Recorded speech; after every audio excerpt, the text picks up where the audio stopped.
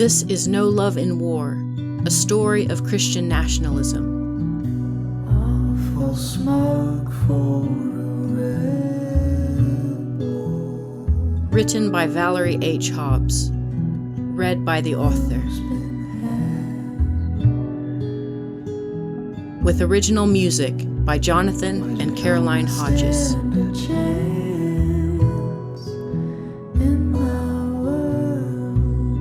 Originally published in open access print form by Mayfly Books.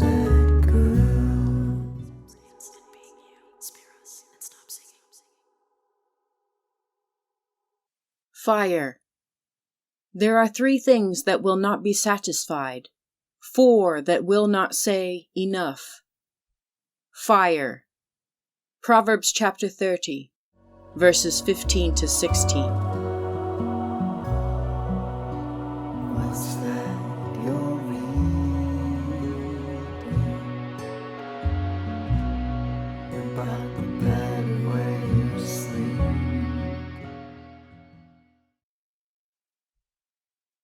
Chapter 26.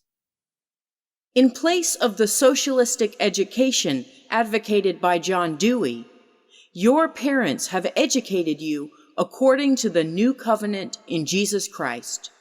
Instead of endeavoring a theology of pessimism, your pastors and teachers have sought to instill a victory orientation in you that sees this physical world not as the domain of Satan, but as the playing field upon which King Jesus will be victorious in history. Reverend Chris Strevel, A Graduate's Reaffirmation of Faith in God, The Council of Chalcedon, 2000, Issue 4. Covenant firmly believes that students must be educated to understand life and the liberal arts in light of Jesus Christ, which pushes the student to become a world Christian by seeking to integrate their faith with all of life, and by seeking to transform culture physically, emotionally, socially, and spiritually. Break on Impact, Covenant Online, 1996, Volume 2, Number 2. I am a person who was not allowed to leave, and now leaves, has left, has moved on. Yet my mind was mapped from infancy to navigate threat, to live amongst warring wolves, to expect their bite. Every act that resembled love was infused with transaction, with the taking. This is what I knew. This is what knew me. In the early days of my initial exodus, when I went off to university, I begged my parents to return home. This new freedom was frightening. Wouldn't it be better for me to go back to Egypt? If only I died by the Lord's hand. Surely even death there is better than this desert of uncertainty, all this unknown. The months, the years, even the decades after a person physically leaves an abusive community, a workplace, a relationship, a family, a marriage. These are times we are perhaps more vulnerable than ever. We have left, but what we left hasn't left us. It lingers in our genetic makeup. It traverses our veins. It tracks our thoughts, our movements. It will not let us go.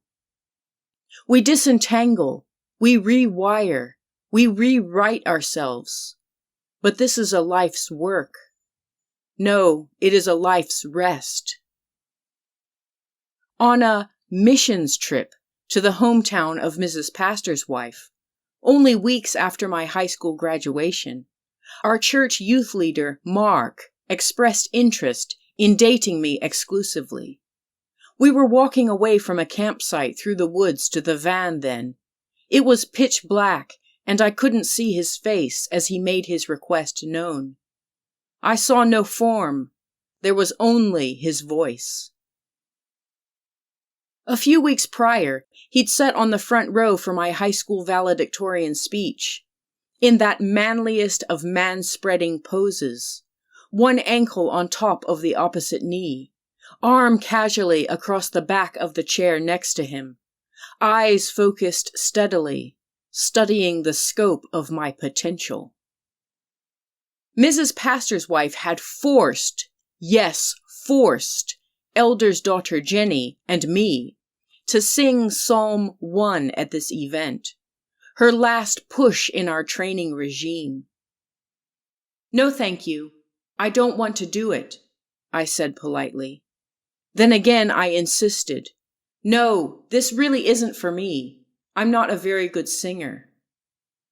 But she wasn't having it. And what was I going to do? Make a scene? "Young lady, there is no saying no. You are doing it."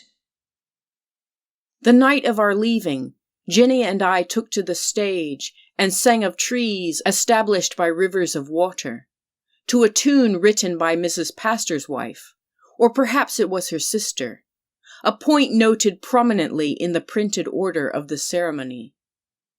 Afterwards, Mrs. Pastor's wife took the time to give us our only feedback.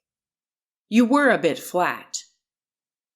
She gifted me with a small vinyl-bound copy of Spurgeon's Morning and Evening, the third copy she'd given me in as many years, the one copy I have to this day.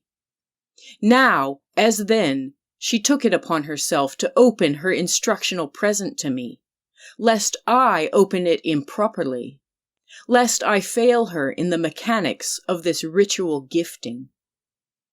She read aloud the inscription.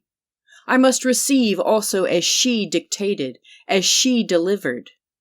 "With gratitude for your faithfulness, vigorous and joyous testimony."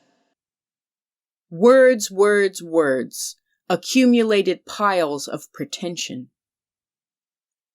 Youth leader Mark, on the other hand, didn't speak to me afterwards, or much at all, really. But I'd noticed him nearby on occasion before this, detected a particular energy there, wondered what it might mean. I'd asked Leah's mother about it, as he'd begun living in their basement apartment. She said only that he was a nice Christian man. Any girl would be lucky to be connected to him. He was the second youth leader to be so appointed, studying as he was for the pulpit ministry under the sole tutelage of our pastor. The first had since married the daughter of one of our most dynamic duos, her father an elder, her mother one of our church school teachers. And this young man had moved on to pastor his own church in our micro-denomination. After that, we had pastor's protege Mark. On one occasion, Mark had given me a lift home from somewhere, and remarked on what a high-achieving family I seemed to come from. "What are your parents doing so right?" he asked. Another question seeking no particular answer, the kind that men ask aloud of themselves in the presence of women.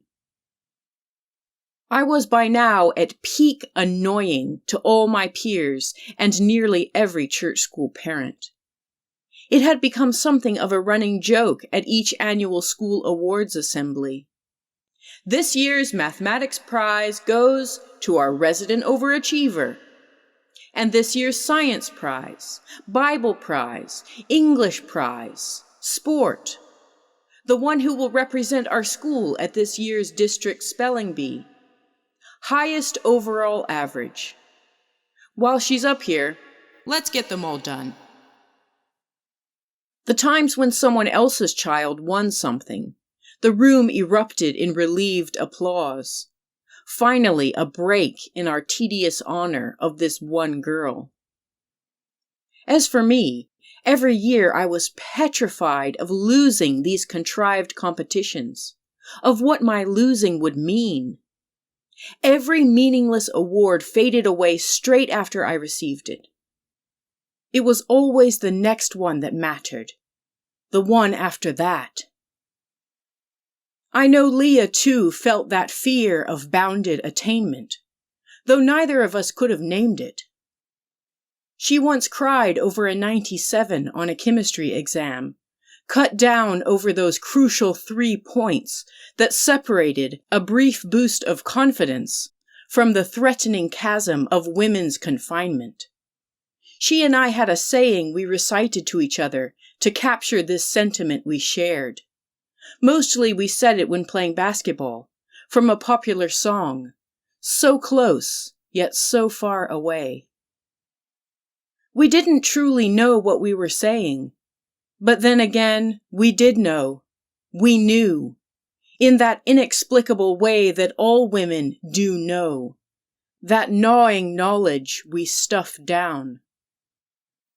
Over the years, I've seen other women express this same dejected crumpling at the sight of near-perfect and therefore crushing results, particularly in women from communities ruled by men who significantly restrict our liberties.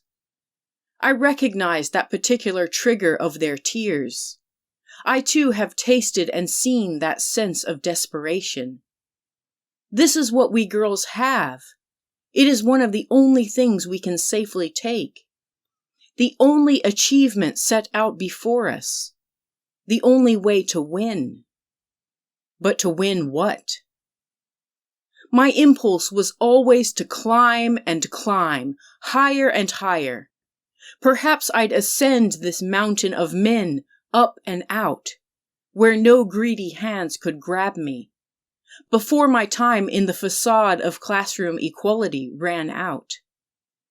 If I fell, I could be sure of their satisfaction. Look how she didn't last. Look how women cannot endure. Look how much stronger, how much more intelligent we are than they. They would pursue my honor as the wind. I would plummet. They would eat me alive. All my prosperity would pass away as a cloud. Only books, only the mechanics of cognition, only accumulation of facts and figures, only aggressive arguments and achievements certified onto slips of thick paper by the officious scribbles of men. Only these could lead me up and out. With each prize, I proved myself. I declared, I was not born for this. I am more than this. I am more than a woman. I am more. At 17, I won a prize for writing a short story about an old man whose deepest wish is to fly away into the sky with a flock of birds. An extended metaphor for death. Figurative language the only means to declare the condition of my crumbling inner self. Recently, my kids found this story in a box of my old things, and were startled by its sadness. "Why did you write that, Mummy?" they ask. If I employed both a man and a woman in the same position, I'd always pay the man more, our Bible teacher told us all one day in class. In one of his many side lectures on the significance of man-head breadwinning in the kingdom coming. Note that the word man is always silent in that word's articulation. I babysat his kids once. I sat in the living room after they were asleep and watched as 5, 8, 11 hamsters darted across the room, burrowing behind bureaus and bookcases. They escaped, and we can't catch them, the kids told me. So we've given up. What a shame she's so smart, my cousin overheard an elder say after my high school graduation speech. Oh well, at least she'll make a good pastor's wife. My high school graduation marked the start of the summer when our pastor stepped into the role of state chairman for Howard Phillips' U.S. Taxpayers Party, later renamed the Constitution Party. At their 1995 convention just 1 year prior, Matthew Trewhella, leader of domestic terrorist group Missionaries to the Preborn, had addressed the crowd with these words: "This Christmas, I want you to do the most loving thing, and I want you to buy each of your children an SKS rifle and 500 rounds of ammunition." Our church school pastor and Phillips were by this time frequently sharing the stage with fellow Reconstructionists at annual Confederate Heritage Conferences. Steve Wilkins, Douglas Wilson, Otto Scott, George Grant. And who could forget their final speaker, Larry Pratt, a gun rights zealot and former co-chairman of Pat Buchanan's 1996 presidential campaign, a man forced to resign because of links to white supremacist organizations and right-wing militia leaders. Around the same time, also in the mid-1990s, our church school magazine published a piece bemoaning Anita Hill's statements about being assaulted by Clarence Thomas. "This is a black cloud over the name of Associate Justice Thomas," the author wrote, subtly deracing Judge Thomas in his summons of the threat of black skin, paving the way then for full-throated misogynoir. Anita Hill was Salome, who danced before the Senate committee. This time, our magazine announced with immense relief, Herodias did not have her way. Thomas's head was not delivered.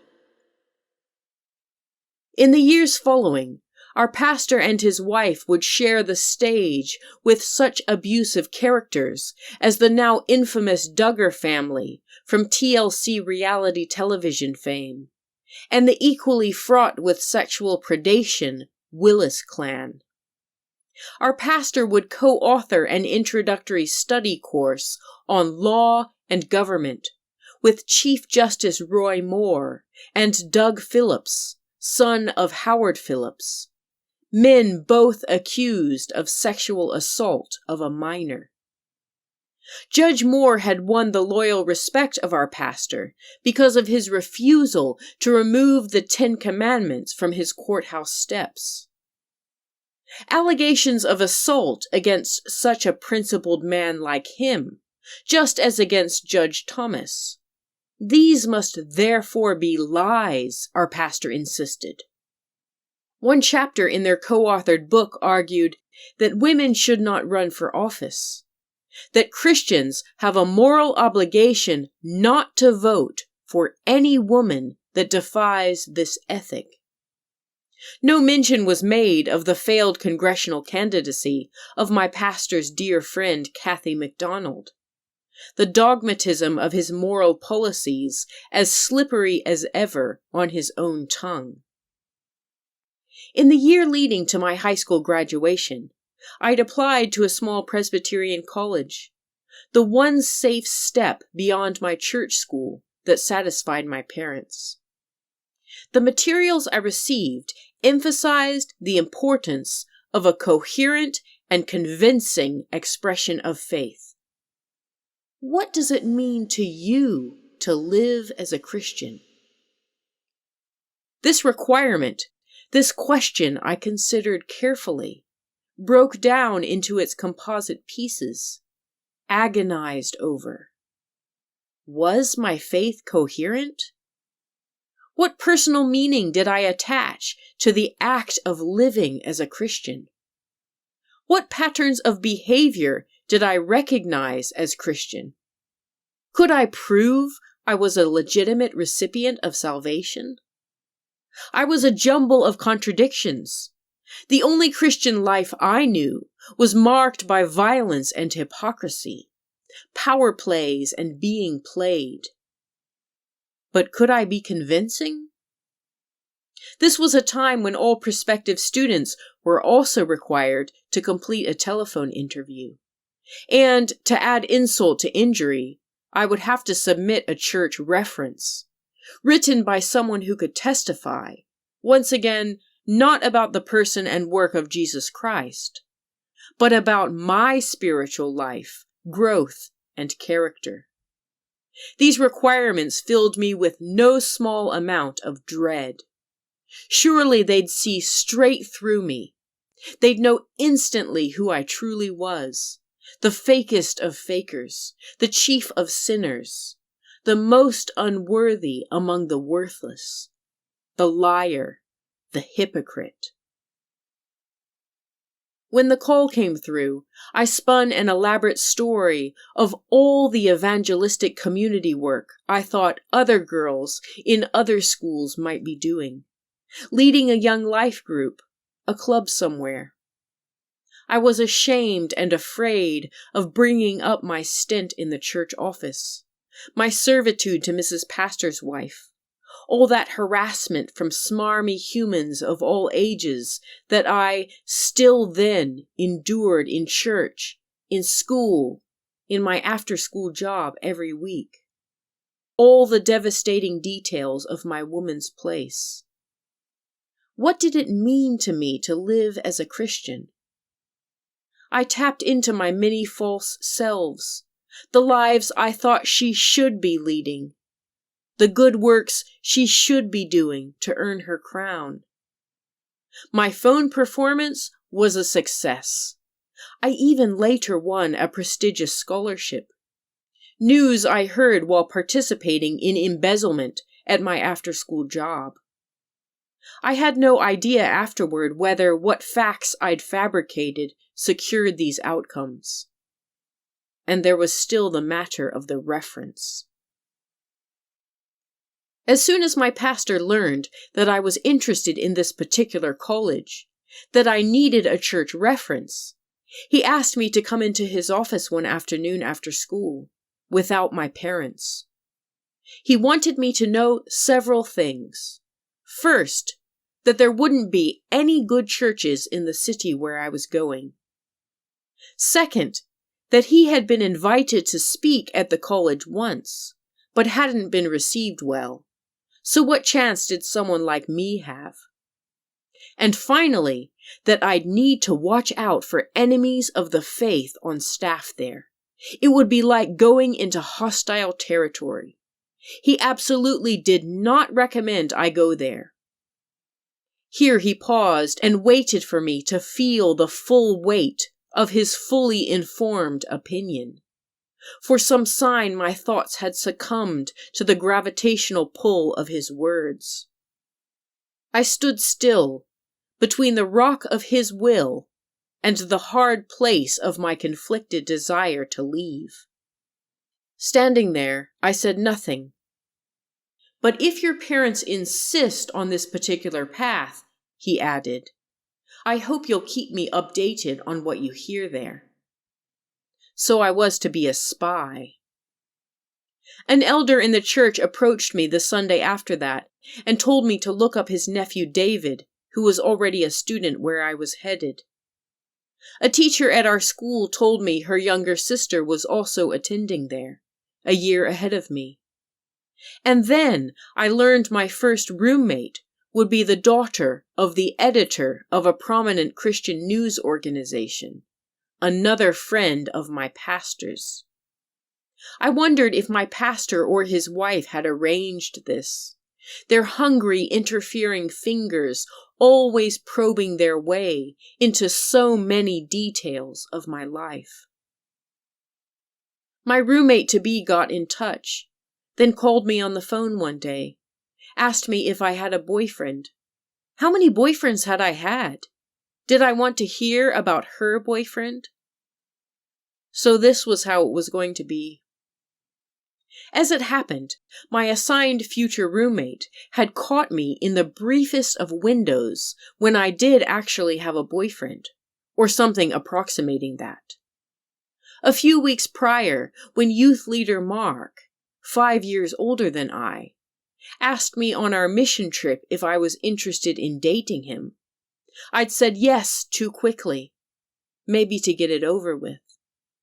I learned then he'd approached my father first, who, being pleased to be asked such a question man to man, immediately said, "Sure," in our driveway one afternoon, before returning to whatever task he was doing.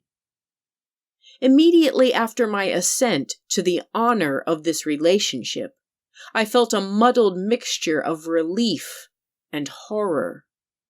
I was now a mouse in a trap with a single square of quite questionable cheese.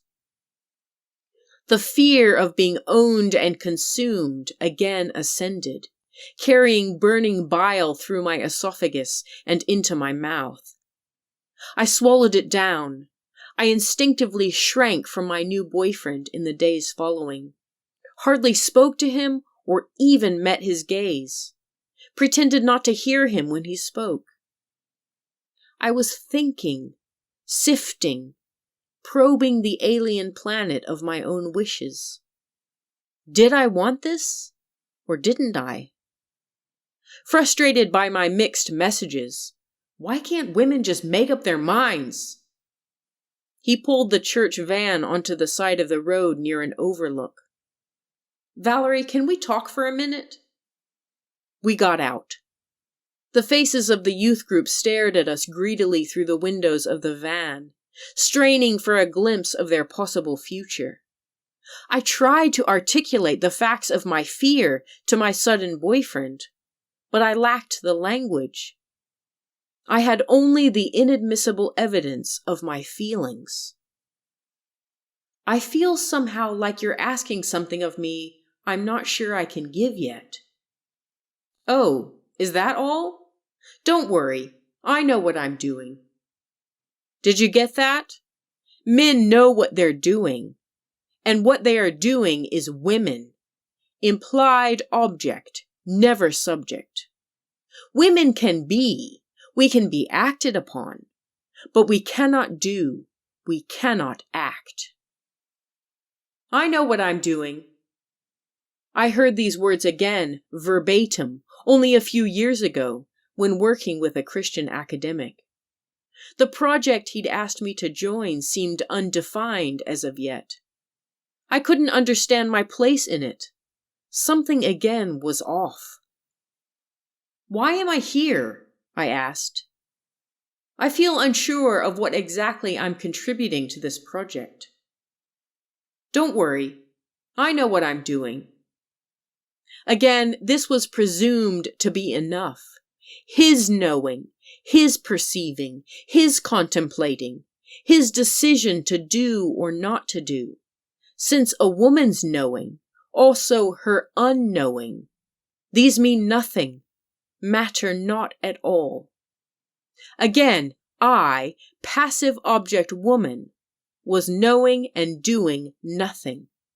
I was an item to be closely studied, claimed, handled, passed around, fought over, retrieved from the cupboard for ceremonial purposes. One of the most difficult acts is leaving, in believing that I can go. I can exercise choice, free will. I too can act. It takes an act of enormous courage to discard the lie that I need these people, that person, that man, the falsehood that without them I will be lost, that apart from them I should care that my roommate will think less of me, that without a man I will surely die. Now, in the first week of my freshman year at university, I was talking on the phone to my youth group leader boyfriend. Mark mentioned he'd consulted our pastor about problems he was seeing with our fledgling relationship, failures he'd never brought up with me till now. This too was familiar territory, and again I felt invisible, immaterial, uninvolved in my own life, undoing, unacting, drifting along in a current whose direction I could not choose. My only previous boyfriend, Elder's son Joel, a similarly brief relationship in high school, had done the same. In his case, he'd confessed to the church session that we had kissed, we had touched, we had briefly broken free in his car. He'd despaired that in this he'd gone too far. He'd stolen something from me, from my future husband. So he thought. And who else should he repent to, except to a room of men? Who else should debate and decide his forgiveness and my ensuing shame and worthlessness, but men? Joel soberly reported this piece of news to me after the fact, in one of the Sunday school classrooms before church. He pulled out a kindergarten photo of me. This was the picture of me he'd asked for and now kept in his wallet. He said, "I violated this little girl." I think he even cried at the thought. "Forgive me," he pleaded. "Slap me if I try this again. I give you permission to punch me." I wasn't ashamed of what we'd done, what I had done. He had behaved badly in some ways, details of which now rose to the surface of my cognition. I remembered he'd recited some line about how we were more mature than others our age. In some cultures, people married very young, even at 13, he'd said. All this was manipulative, predatory, and I involuntarily shuddered at the sight of Joel's character filling out its fuller shape as he spoke. But I wasn't uninformed. I was no muppet. Despite my many desperate choices, I'd chosen to set Joel's stupid comments aside. I had consented. I had participated. I had for the first time in my life felt something of the possible lives lying dormant in my flesh, in my spirit. It was this beauty he was robbing me of now, in his hoisting of disgrace upon what I had considered holy, in his insistence that his own sexist guilt reigned supreme in the portrait of our intimacy, in his recruitment of our man leaders to desecrate, to debase, to ruin my moment of hallowed hope. Now, in asking for my pardon, he sought my participation in my own undoing. This was unforgivable. He disgusted me now. I found him repulsive, and I told him so. I ended our relationship abruptly, and he despised me. Now here I was, fielding the youth group leader's complaint, again passed through the sanctifying filter of the pastor's ear. Mark's beef was this, that in the first week of our relationship, I defied his casual order as we were helping a church member with some landscaping. I'd put a rock here rather than there, for no concrete reason, except for something I'd heard in his voice. This he took to our pastor, concerned I was showing signs of being unsubmissive. Code for a woman acting without a man's approval. A woman presuming to know what she was doing, and then doing it. He'd also reported how I'd said I was trying to love him, but that it took some effort. He agrees with me that all this is concerning, my so-called boyfriend said. Well, maybe we should just break up then, I replied quickly. Yes, probably so, was his reply. With this, I hung up. That same night, I panicked. On the one hand, this overbearing relationship had brought me only misery. In the few months we'd been dating, my now ex-boyfriend had wasted no time in asking me to join a small group, led by Leah's parents, discussing a marriage book which advised a woman with a cheating husband to wait at home quietly, preparing his favorite meals. Entice him back with your appeal. Dress up in your most flattering outfit. Make his home all clean and pretty, and he will come. He won't be able to resist the allure of home. It's what every man wants. Mark also had a horrid habit of blowing in my mouth unexpectedly while we were kissing. I the dry bones, and he the breath of the spirit of life. This was hilarious to him, and I'd said nothing. I'd let him do it. I'd sat there, silent as the grave. Then there were the times he had taken me out to dinner and hummed loudly over the bill, taking pains to make sure I knew that he'd not always be able to afford such extravagance. What an expense I was. He really couldn't carry on like this for much longer. The fact he'd selected the details of this date, that he'd ordered more food than I had, none of this seemed relevant. He knew what he was doing. It somehow followed that his feelings of failure were my fault. Another time we went to an outlet mall. A leather briefcase caught his fancy, and I stood for at least 15 minutes by the payphone while he argued with a customer service representative for an extension on his credit. This unpleasant contact was nevertheless a link back to a hell I understood. I knew the rules. I had a sense of myself there.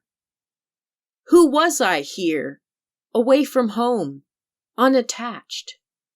Who did I think I was? What did I think I was doing? I didn't yet know. Maybe it hadn't been so bad. Maybe I'd exaggerated his flaws. I started remembering some of the good times we'd had. He'd made me laugh occasionally. His parents seemed nice. Oh God! He was my only known anchor, holding me to the only territory whose terrain I had fully mapped. If I let go, I would spin off into what I didn't know. I had left home, finally, yet I could envision nothing ahead of me. I had no sense of what any woman did apart from her family, apart from the people who refereed her life. I'd never met any such woman. I couldn't picture her in my mind. I couldn't locate even a mustard seed of faith in her existence. I began calling Mark's pager, calling. I dialed again and again. He didn't answer, didn't ring me back. Why should he? What obligation did he have to me anymore now? What does any man owe a woman he is no longer chasing? Yes, I was spinning away. I was out of control. I couldn't breathe. I lay on the floor of the bathroom all night, an empty shell. I walked around spiritless for days, sequestered myself in my room during all the freshman orientation events, scanned the pages of the books I'd brought to locate myself in more familiar worlds, while everyone else eagerly formed shiny new connections, found their people, leaned in eagerly. One evening, my mom called to say she'd found a notebook of this ex-boyfriend's, left accidentally in the church kitchen. Pages and pages of furious prayers. Please, help me not to hate her so much.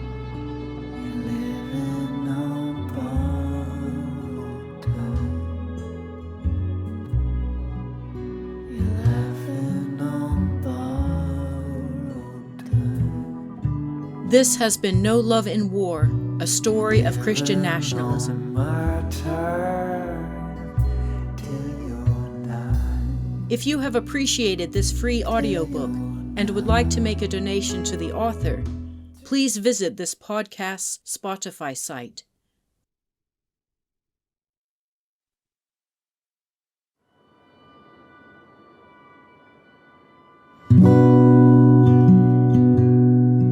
This is No Love in War, a story of Christian nationalism. Awful smoke for a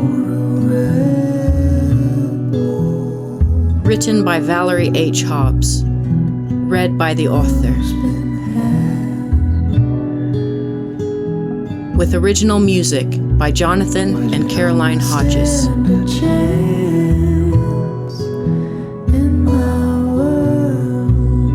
Originally published in open access print form by Mayfly Books.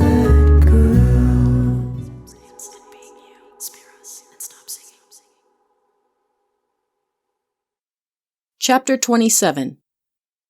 Christian Reconstruction means the reordering of every area of life and thought in terms of the whole Word of God. Postmillennialism is the application of the biblical premise of victory. We are promised victory, that the kingdoms of this world shall become the kingdoms of our Lord. Christians are going to exercise dominion in every sphere of life and thought. The church is not the only place for us to be Christian. We are to be Christians in every sphere, and to bring every area of life and thought into captivity to Christ. An interview with R.J. Rushdoony, The Council of Chalcedon, 1988, Issue 2. In this explosive book, Francis Schaeffer shows why morality and freedom have crumbled in our society. He calls for a massive movement in government, law, and all of life, to re-establish our Judeo-Christian foundation and turn the tide of moral decadence and loss of freedom. A Christian manifesto is literally a call for Christians to change the course of history by returning to biblical truth and by allowing Christ to be the Lord in all of life. Publisher's description: A Christian Manifesto by Francis Schaeffer, 1981. Within the first few months of my freshman year at Christian University, one of my fellow incomers left the campus permanently after hitting his girlfriend. We heard this only through whispers. No public announcement was made. No opportunities were signposted for education or counseling on intimate partner violence, its various forms. I didn't have the expectation of any of this support, mind you, but thought only, this is a place where these things also happen. Girls are harmed here, too. After this, I began to see more of the same patterns and people I thought I'd left at home, and I worried about my slowly widening world. During certain times in the week, men and women students were permitted to mix in each other's single-gendered dorms. These set hours on weekends we called open dorms, a phenomenon fairly common across religious higher education in the United States. Some took this quite literally. One night early in that first semester, I was in bed reading. I fell asleep and awoke to a boy I hardly knew, sitting in my desk chair next to my bed, staring at me. He'd broken no rules, technically speaking. As far as I knew, he'd followed proper procedure. The dorms were open. He liked watching me sleep, he said. He hoped we could talk now I was awake, get to know one another. So this was the behavior of certain students. Then there were certain professors. As part of the scholarship I was awarded towards tuition, I was required to take leadership classes alongside 11 others, half of us women, a show of faux equality that also permeated the rest of the campus. The first semester of these classes was led in part by Henry Kroppendam, a minister in the Orthodox Presbyterian Church, who had signed the Coalition on Revival manifesto alongside my pastor in 1986. In one session with us future leaders, he spoke at length about the importance of women accepting the necessarily long absences of their leader husbands, whose crucial work would by necessity cost us and our future children. A sad, but nevertheless entirely necessary price. That semester we were reading the biography Malcolm X, and Krabendam pointed us to Betty Shabazz's example, in this way clarifying his interpretation of this book's takeaway for us women. "You are present when you are away," Shabazz is known to have said of her history-making husband. I was the one who wanted to be away. I was by then rushing out of the room after every class to avoid the gathering storm cloud of a certain small set of man-boys on our liberal arts campus, who'd spotted in me something they could commandeer in the service of their ambitions. I was doing well in certain classes by all appearances. I came from certain stock, and as always this constituted a target on my back. In one biblical languages class full of future seminary students, our professor moved along each row, calling out our names, signaling us to read out our translations one line of text at a time. This was a painful exercise, which involved skipping over the majority since they hadn't done the work. I realized after a short time that some of these low-achieving pastors in training had somehow learned which church I'd come from. They materialized and circulated, orbited around the pull of my gravity, sized up the seas. One particular man, a senior, asked me to come round to his off-campus trailer for a little get-together of people in our class. I stupidly went along, keen to make more friends, I suppose. He and his brother and 3 other man-friends, ardent fans of theologian Meredith Kline, quizzed me for several hours about my childhood church and my beliefs. Which hymn book was I accustomed to using and why? What did I think of this or that theological movement? Had I heard of this and that man? This man said this, that man said that. What do you make of all the many things men say? They even tried to send me home with books to read, man's ultimate intellectual squash. At least I managed to refuse the volumes they piled in front of me on the table, a meal of man-words I hadn't asked for and didn't want. I felt these books and all their questions again shoving me down as I'd been so many times before, then on a bed, then in a car, now here in a chair, trapped in this trailer, one of them my only ride back up to campus. At one point, one of my classmates pulled a packet of mints from his pocket, took one and broke it in half, then offered it to me. Isn't that what girls like? A portion of pleasure, never the whole. About a month later, one of this band of brothers, a man-boy minister in training, who was notorious for walking out of chapel in protest whenever there was a woman speaker, called my room and abruptly asked me to go to the Christmas formal. Refusing outright was still not a safe possibility in my mind, but neither did I want to go anywhere with a man like him. I lied quickly and easily, saying, "Thank you so much for asking me, but I'm going with someone else already. So sorry, I already have a date." When I passed him on campus after that, his pale and sensitive face turned bright red. He rushed by, he seemed lost for words. He never again opened his mouth to me after that. What else could he possibly have to say? What conversation can be exchanged with any woman who isn't a prospect, an opportunity to take, to confiscate, commandeer? Poor man. He'd have looked so good and felt even better with me around, and my refusal to perform as willing prop had utterly shamed him. The singular pane in the window of my perceived usefulness had shattered, and he left me alone after that. Where my Reconstructionist pedigree seemed to attract some, it appeared to repel others. Another man student 2 years above me walked over to me in the dining hall one day, asked me if I was from that church, then pumped his fist aggressively in response after I said simply, "Yes?" I learned then he was from a church in California, in Rushduni country, from a community who disavowed Reconstructionism, yet behaved in ways that seemed to me nearly indistinguishable from it, organizing public demonstrations against same-sex marriage, working to initiate what they saw as moral reform, their aim the redemption of the city, then the country, perhaps the world. I began to perceive then two factions who seemed to despise each other.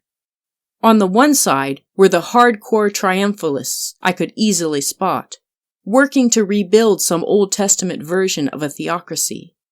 And on the other, the soft-core culture warriors, ambassadors, influencers, that more dominant strand on our college campus, those who would infiltrate and impact every corner of the world, transforming it for heaven's pleasure. The means for this was not law, but rather some concept of grace embedded in cultural activity. Through such divinely blessed human enterprise, led by the most gifted among us, they would mend nature's brokenness, amass a God-honoring empire. I began to see this play out in many of my classes, especially in one set of freshman classes called Self in Society, taught by several different professors who each brought their own flavor to the subject. I knew enough to stay away from the sections taught by the Reconstructionists on campus. Also, I hoped to hear something different than the same old something. Yet what I found seemed in the end more of the familiar, with different branding. My section was taught by a man related to the college president, who told us his qualifications were simply these: that he had been heavily and deeply involved in many spheres of influence, and that he'd given all this cultural engagement stuff a great deal of thought. In his class, we were pushed to examine how every activity here and now, every future task ahead of each one of us, all was to be infused with the aroma of redemption and sanctification. By means of this theology of work, we would bring health, we would bring wholeness, we would make things right. What's more, our work would, so long as it was kingdom work, trademark, be eternal, permanent. Are you called to be a mathematician, an artist, a journalist, a teacher, a plumber? Whatever plumbing you do your plumbing as unto the Lord, and He will establish your pipes, your toilets, your sinks, yea, even your dishwashers and washing machines, both now and forevermore. Plunge the world's toilets for Christ. It's not enough to do your job well. Take every square inch of pipework captive for Him. Expand and brand. Employ the finest plumbers in the land. By this shall Christian credibility and influence be restored in Western society. What's more, in this class, we were no longer Christians. He discouraged us from using this word. We were to be culture combat soldiers on a transformative mission. Our teacher encouraged us to come up with alternative labeling, some clever marketing of our mandate. He particularly liked one keen student's suggestion: followers of the way. The promise of God saving our best and brightest output for the new heavens and earth would spur us on. I wondered then, as I'd wondered so many times before, what work would be preserved, and which would be burned away. What of the handiwork of those who could do little more than scratch their daily survival from the dust? And what of me? What of my many unmemorable recitations of all the slanted history I'd memorized, perfect scores on pointless exams, each essay an account of what my teachers wanted to hear, all those meaningless words bubbling up out of my scramble for survival, my angry and unsettled heart? For this class, we were required to write several critically reflective essays exposing our problematic family patterns, since, after all, Christian culture wars begin in the home. Perhaps some of my classmates embraced this honestly. As for me, I was reluctant to talk so openly with any man, especially one I barely knew. More than this, I had not the slightest idea where to begin dissecting the layers of my upbringing. So my essays for our self-credentialed man professor were nothing more than further pure performance. So convincing was I that our professor took me aside one day and asked if I'd consider helping him homeschool his kids, an offer I immediately declined. For our final group assignment, which extended our redemptive vision to the wider society, I chose a project exploring environmental concerns in the surrounding city. 2 man classmates asked me if they could join me. Okay, fine, I thought. Don't be so cynical, I said to myself. Give them a chance. One never materialized to do any of the work. The other likewise leaned heavily on my labor. He was more of an ideas man, he said. I stayed up all night the evening before the deadline, finalizing our video. I cursed myself into the early hours, wading through the muck of the exploitative dynamic I had fallen into once again, one I was completely weary of. Was the whole world to be like this? Carrying the weight of the ever heavier responsibility of taking dominion, delegated by yet more patriarchal overlords, young men who were later hand-selected for special mentoring by our self-credentialed professor, I continued to keep to myself. I stayed close to a few friends on the margins. With them, I sensed the security of limited attention. Matthew drove up on the pretense of visiting me a few times, insisting we attend a basketball game or some other similarly public event, presumably so he could spy out this new territory for his uses.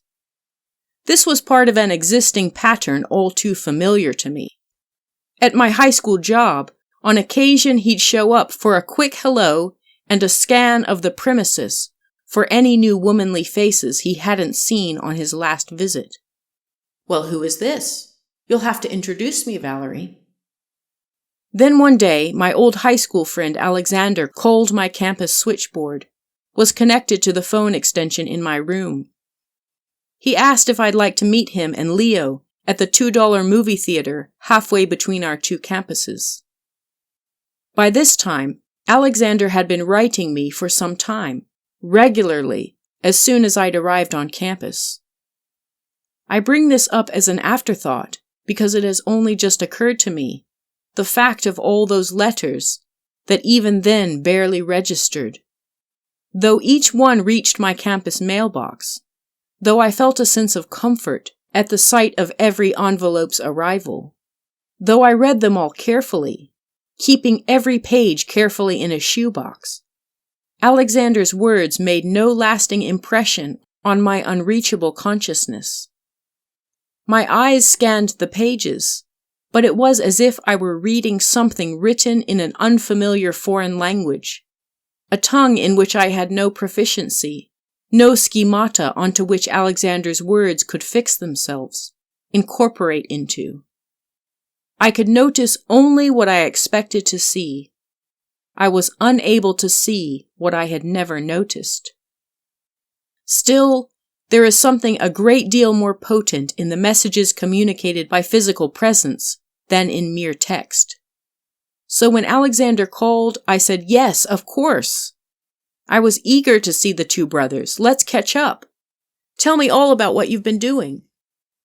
That night, when I pulled my car into the theater parking lot, I saw not just the brothers waiting there, but someone else they'd brought along. "Valerie, this is my girlfriend," Alexander said happily, proudly, gesturing to the figure next to him. Good for him, I remember thinking. Nothing else of substance. We watched a film. I can't remember which one. We drove our separate ways. Hope that never rises cannot fall. Living on borrowed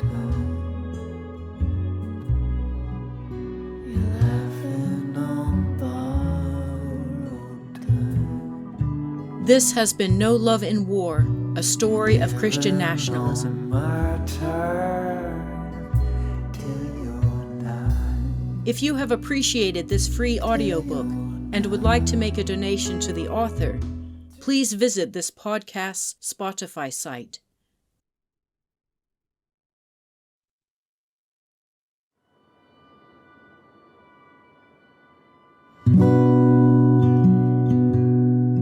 This is No Love in War, a story of Christian nationalism.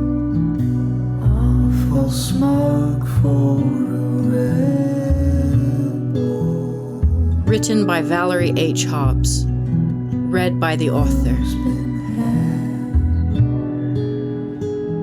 With original music by Jonathan and Caroline Hodges.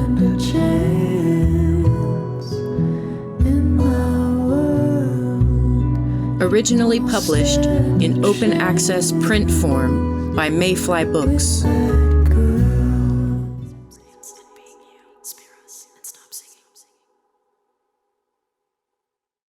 Chapter 28. Two of my friends suffered nervous breakdowns from the stress and persecution stemming from our activities on the Birch Society. Another became an anti-Semite. Still another went down to an alcoholic's grave. The great majority of the conservatives did survive this warfare, however, by becoming serious Christians. Our anti-Christian enemies first took away our reputations, and then, not satisfied, they destroyed our careers.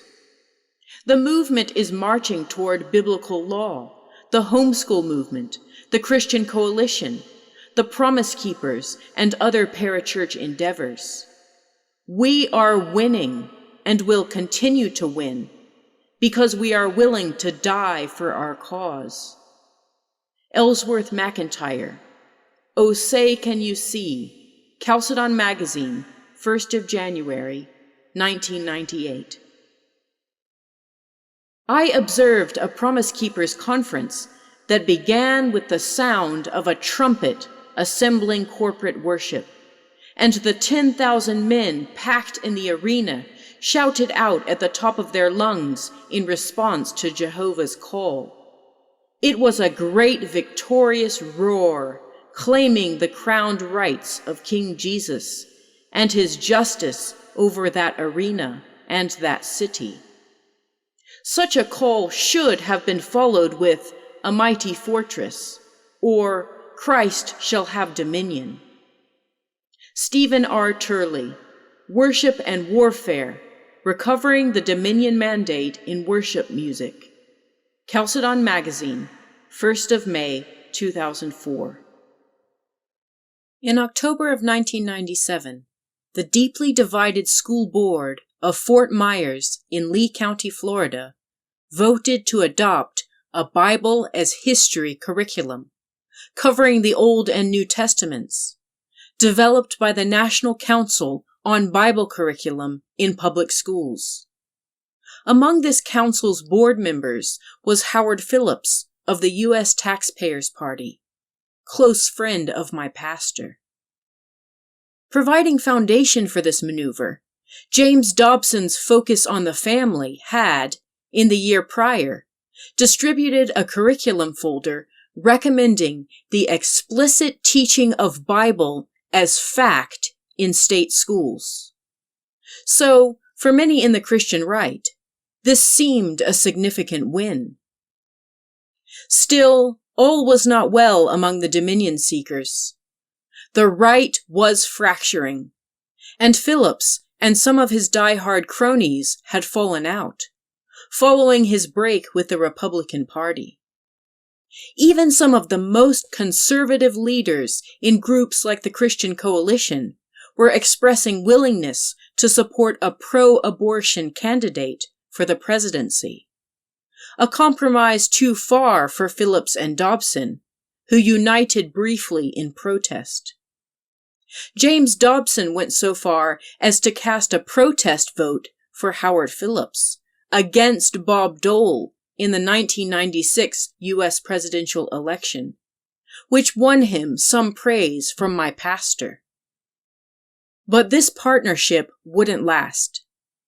The Republicans managed to persuade Dobson back into their fold in 1998, promising him that Christian conservative concerns would once again be top of the priority list.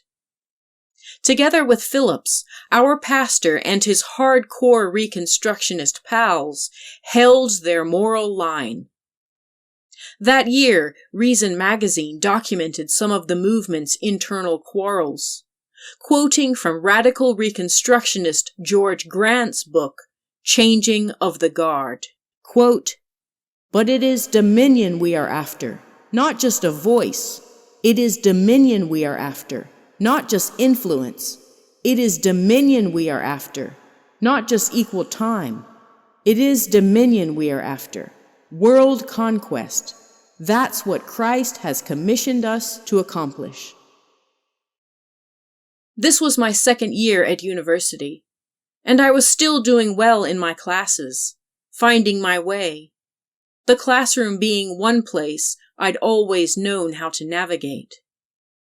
A model Christian pupil, I memorized ideas, terms, filled my head with arguments, without any idea of their meaning in the wider world. I studied my professors' interests. I followed the lines of their reasoning, and I set down certain concepts on paper in such a way as to fill them with confidence in the effectiveness of their teaching. What was the point of all this beyond self-preservation? I couldn't have told you then. The close of each week of classes seemed an acceptable resolution, the completion of each exam its own end. Each notebook I filled with urgent shorthand, each assessment returned to me with praise. I piled these up in stacks, a barricade of self-determination against looming kingdom commandeering. For while Christian leaders on the national stages quarreled and set their sights on the reclamation of land they considered theirs by divine right, the men in my life carried on seeking more immediate dominion over me. And not just me, of course not.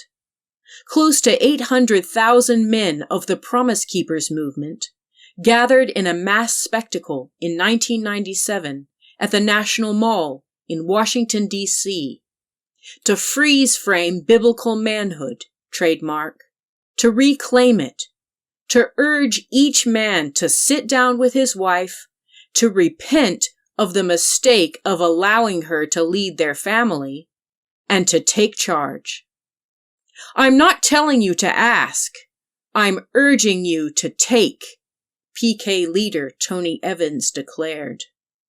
"We're in a war, men," wrote his compatriot Bill McCartney, "whether we acknowledge it or not.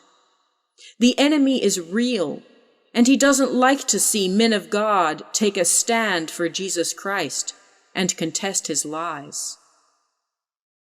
On my college campus, the stairwells of my residence hall building were among the spaces where certain men set up shop, strumming their guitars and crooning to any passing woman, their voices echoing up and down the 5 floors of the building where I lived. Sirens on the stairs. One night I was up late studying alone in the hallway, so as not to disturb my sleeping roommates. A band of boys, 8 or 10 of them, all in masks, appeared through the door to the stairwell and motioned for me to be quiet. One told me to wake up a particular girl. The sight of them, the sound of their words soldered my flesh to the floor. Any thoughts of saying no, yelling, even just running to my room? None of these even entered my consciousness as possibilities. Perhaps I thought I'd go in and ask their target what she wanted me to do. Perhaps not even that. My mind seemed empty of thoughts. I know for sure only that eventually I got up. I opened their victim's door and called her name. In so doing, I made myself their accomplice, a witless weapon of white male supremacy. They pushed past me. They rushed in to carry out their aggressive assault on a woman who'd somehow offended them, claiming later it was nothing more than a harmless prank. And anyway, Valerie opened the door. Things were about to go from bad to worse. That boy from my church school, Luke, having become a man, now again he followed me, enrolled in the college I'd been attending. He ingratiated himself to my friends, pushed his way back into my life, extended the boundaries of home, redrawing the borders so as to encompass whatever small steps I was taking towards independence. Luke brought with him the latest news. He wasted no time in telling me that my ex-boyfriend, youth pastor Mark, was now dating a woman attending another church in our micro-denomination. They'd been set up by our pastor's brother-in-law. It's serious, Valerie. When I heard this, I set my face like flint, then casually excused myself to the bathroom and cried wildly. Tears of fear, sadness, rage. So many emotions tangled up and pouring out of me like battery acid. They burned my eyes. They stung my face. How quickly men move on. How far behind I was in understanding what any of this meant. I stared at my stricken self in the mirror. I composed myself. I sealed myself off again. I'm going to marry Valerie, Luke told his roommate. This I later learned. Many years after, this roommate would tell me his reply, words whose revelatory, revolutionary meaning I am only just now, as I'm writing, finally catching sight of. But does she know that? I didn't know that. I didn't want that. In high school, with Matthew, I'd tagged along at times to places like Luke's mother's apartment. She was a kind and altogether refreshingly odd woman who didn't seem to fit in anywhere. I witnessed how Luke blamed her for his father's affair, was openly cruel to her, took offense at her strangeness that threatened to sully his social position. This was how he signaled to everyone he was nothing like her. Unlike her, he was worthy of inner circle attention. The further he moved from his mother, the closer his redemption from the sin of being born to such a weird, unwanted woman. One afternoon we'd all gone round to watch a film. She brought in a glass dish of chilled prawns and cocktail sauce, an extravagant snack. "No one wants your food," Luke said cruelly, rolling his eyes. He too had absorbed this tenet, that all Earth's problems are somehow rooted in women. At university, Luke began fostering an especially close relationship with one of my best friends. He told me he was going to buy her an expensive piece of camping equipment for her birthday, some kind of compression sleeping sack. I tried to warn her then. "Watch out," I said. "With Luke, any gift like this is a carrot on a string, tempting you toward places you'll regret going." But she didn't understand. She found what I said strange and interfering. "It's just a piece of kit, Valerie." Luke flirted with my roommate also. He asked her all manner of personal questions when he rang our room, before eventually asking for me. So much so that she began to think he was interested in her, that he was asking to speak to me only as a courtesy, the empty privilege of old friends and whatnot. She asked me to mention her reciprocating feelings to him, see if he was genuinely interested. In this way, Luke subtly separated me from my women friends, placing his gifts, his compliments, his body between me and them, creating conflicts and situations I found difficult to cope with. I soon learned from a man classmate that Luke was telling all his friends I was off limits. I'd been marked. He'd called first dibs. A group of us were chatting about this and that in the lobby one afternoon, and Luke mentioned offhand that people who grew up outside of our church school couldn't really understand people like him, people like me, people like us, we the people. That's why that's why we will likely marry someone from our church. Luke enrolled in some of the same classes as me, asked me to help him study for quizzes, for tests. I began selecting my classes almost solely on the basis of escaping him. No easy task at a tiny liberal arts college where all majors shared certain core subjects. On a campus such as ours, set on a hill, there was no escaping a stalker. And going home to my other microcosm for weekends, holidays, seeing any school friends meant seeing him again too. Around these familiar friends, Luke was especially confident. Having seized a social rung he considered superior to mine, now he would hang over me, lord over me from his higher position, prepare for the pounce. Once, when giving me a lift home, he smirked and murmured intimately, perversely, I could kidnap you now, you know. One New Year's Eve, we were all together, our pastor's 2 sons, the eldest's girlfriend, Sarah, Matthew, Luke, Luke's ex-girlfriend, Anna, and me. Matthew had brought along an expensive bottle of champagne his father had given us all to share, as he often did. Who knows what might happen now? Luke laughed, trying to catch my eye. How uncomfortable could he make me? How overtly could he dangle secrets of our certain future together in front of me, hinting at them, teasing and torturing me, never saying too much, lest I be able to name and dismiss his plans. He knew exactly what he was doing.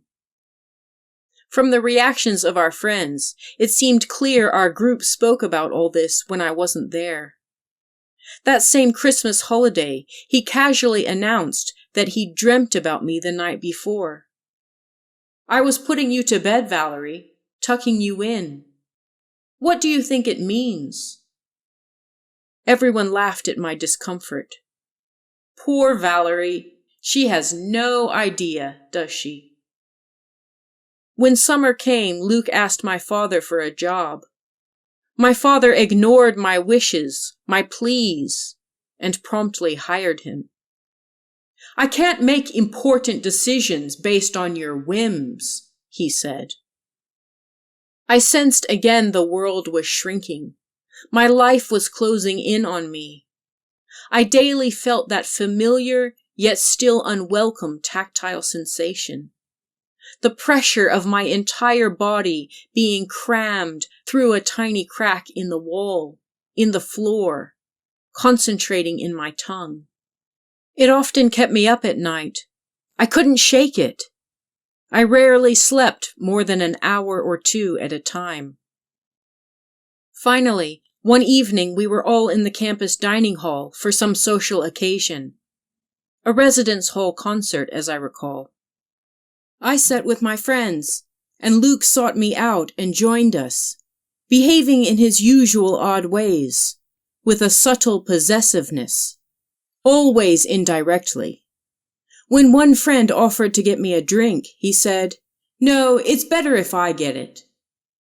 Another friend reminded me of a shared joke, something Luke immediately felt compelled to outdo. to redirect my view of the past towards something from earlier times, when only he'd been there. It was all too much. I confronted him then, demanded his honesty. No more of this thinly concealed strategic flirting, these innuendos which I was constantly prevented from looking straight in the eye. Information I was denied the privilege to access, let alone dismiss. "What do you think is going on here?" I asked. "I want you to say the words." He was startled, unprepared for my initiative. "Not here," he said. "Not here. Come to my room tomorrow and we'll talk." It was the weekend, open dorms again. I had been to Luke's room only once before, when he'd moved in. This second time now, I didn't look around the room. I didn't make myself comfortable. I worried I might catch sight of some picture, some object of mine he'd somehow collected, some personal artifact that linked me and him. I'd have to ask for the item's return, or torture myself later, wondering whether he still kept it around.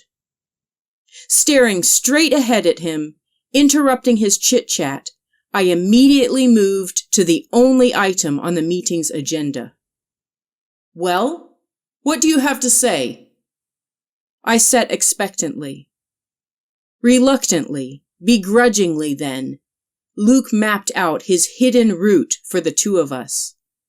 "It's all rather awkward you're forcing it out into the open, Valerie. But okay, you've made me say it now. I thought we'd be friends. Over time, we'd grow closer. Then all of the sudden, we'll realize, quite naturally, maybe even without saying anything, we'll find ourselves in love. See how it's already happened this way with two of our friends. They agree it'll be the same for us." The whole time he was talking, I sat still in the chair, expressionless. I didn't lean forward to show interest, or backward to signal any sign of relaxation. I curled my fingers around the seat. I waited for a pause, signaling he might be finished. When finally he seemed to have said his piece, I responded immediately. I was clearer and crueler than ever I'd been in my life. "No, never. I'm not interested in you that way. I have no respect for you, Luke. That's why. I only spend time with you when I'm completely bored, when I'm lonely and have no one else around." This last set of digs I added after, hearing my first words. His face shaped itself into complete disbelief. He was incredulous. He gasped and even choked a bit as I began speaking, as I gained momentum in my short speech. What were these impossible words coming out of her mouth? Was this some kind of joke? Who was this woman speaking so plainly? What inner world of thoughts and wishes dares to exist separate to mine? I left quickly afterwards. There was nothing more to say. Yet that night he called my room, to check again he'd heard me correctly. Surely I couldn't have said what he thought I'd said. He must have misheard me. I dismissed him with one final and completely fabricated barb, the last defense I had in my arsenal, a weapon entirely beneath any semblance of dignity, yet one I was expert at using, the native language of our childhood. "My dad says I shouldn't date you." One weekend a month or so later, Matthew drove up to visit with some of our old crowd, said he'd heard I'd upset Luke, asked me what had gone wrong. Having taken hold of clarity in conversation with Luke, it was now growing more familiar to me. I picked it up again with conviction. I would be heard. He would hear me. "I will never love him," I said. "I will never marry him." Don't be so sure, Matthew rebuked me, knowingly, sovereignly. In what, dawning suddenly on me, was nothing more than his typical way of talking down to me, of shoring up what men know, what men do on the basis of such knowing, of dismissing my certainty on any matter, waving it away like some pesky mosquito buzzing in his ear. I was enraged. But why the hell shouldn't I be sure about my own life, my own decisions, my own future? At that exact moment, another plinth propping up my faltering faith in our shared past cracked and shattered. I didn't know what might happen to me next. I still had no idea of possible future worlds. But I had never been more confident about what would absolutely not happen. Not ever. Not even over my dead body. I knew for sure I'd rather die than go back to any semblance of our shared past. I had never been so certain in my life. And this I held on to, my own knowing, the only substance of my hope. This was my beginning, and in the beginning, there began to be a little light. That summer, I declined an invitation to the eldest pastor's son's engagement party on a boat owned by some of our wealthier church members. Then I agreed to go to the beach on a child-minding job rather than attend his wedding. I feared what Luke might do in either setting. Finally, in desperation, I feigned interest in a semester abroad. When Luke made arrangements to go as well, I stalled. I even, at his request, went so far as to give him a picture of myself to take with him. Yes, I'm still looking into studying abroad. Yes, I'm still serious. Then I backed out at the last minute, knowing his plans were too fixed to alter. Still, even from such a distance, he tried to hold me down, sent strange and threatening emails certain nights after he'd clearly had too much to drink. My roommates conspired with me to avoid his persistent phone calls. No, she's still not here. No, I don't know where she is. No, she can't call you back. With me they walked in falsehood. My foot hastened again after desperate deceit.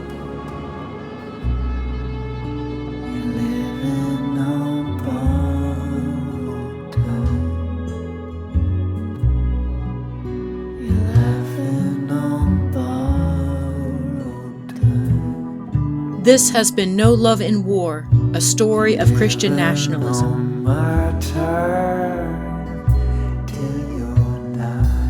If you have appreciated this free audiobook and would like to make a donation to the author, please visit this podcast's Spotify site. This episode contains expletives that some consider highly offensive. Listener discretion is advised.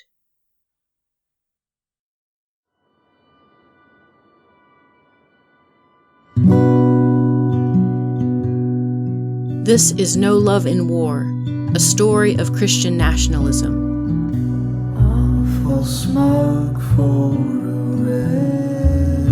rebel. Written by Valerie H. Hobbs. Read by the author. With original music by Jonathan and Caroline Hodges.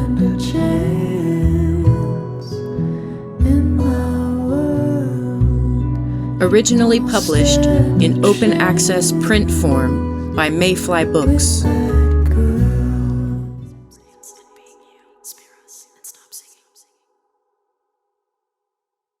Chapter 29. Sin and Eve have the penchant to take over in common. Just as was the case with her husband, what constituted Eve's sin in paradise becomes a tendency with which the woman has to fight all of her life, the perennial propensity to take unilateral action and so to dominate. Against this backdrop, Adam is charged not to yield to this tendency, but to resist it. Under no circumstances may God's authority structure be turned upside down.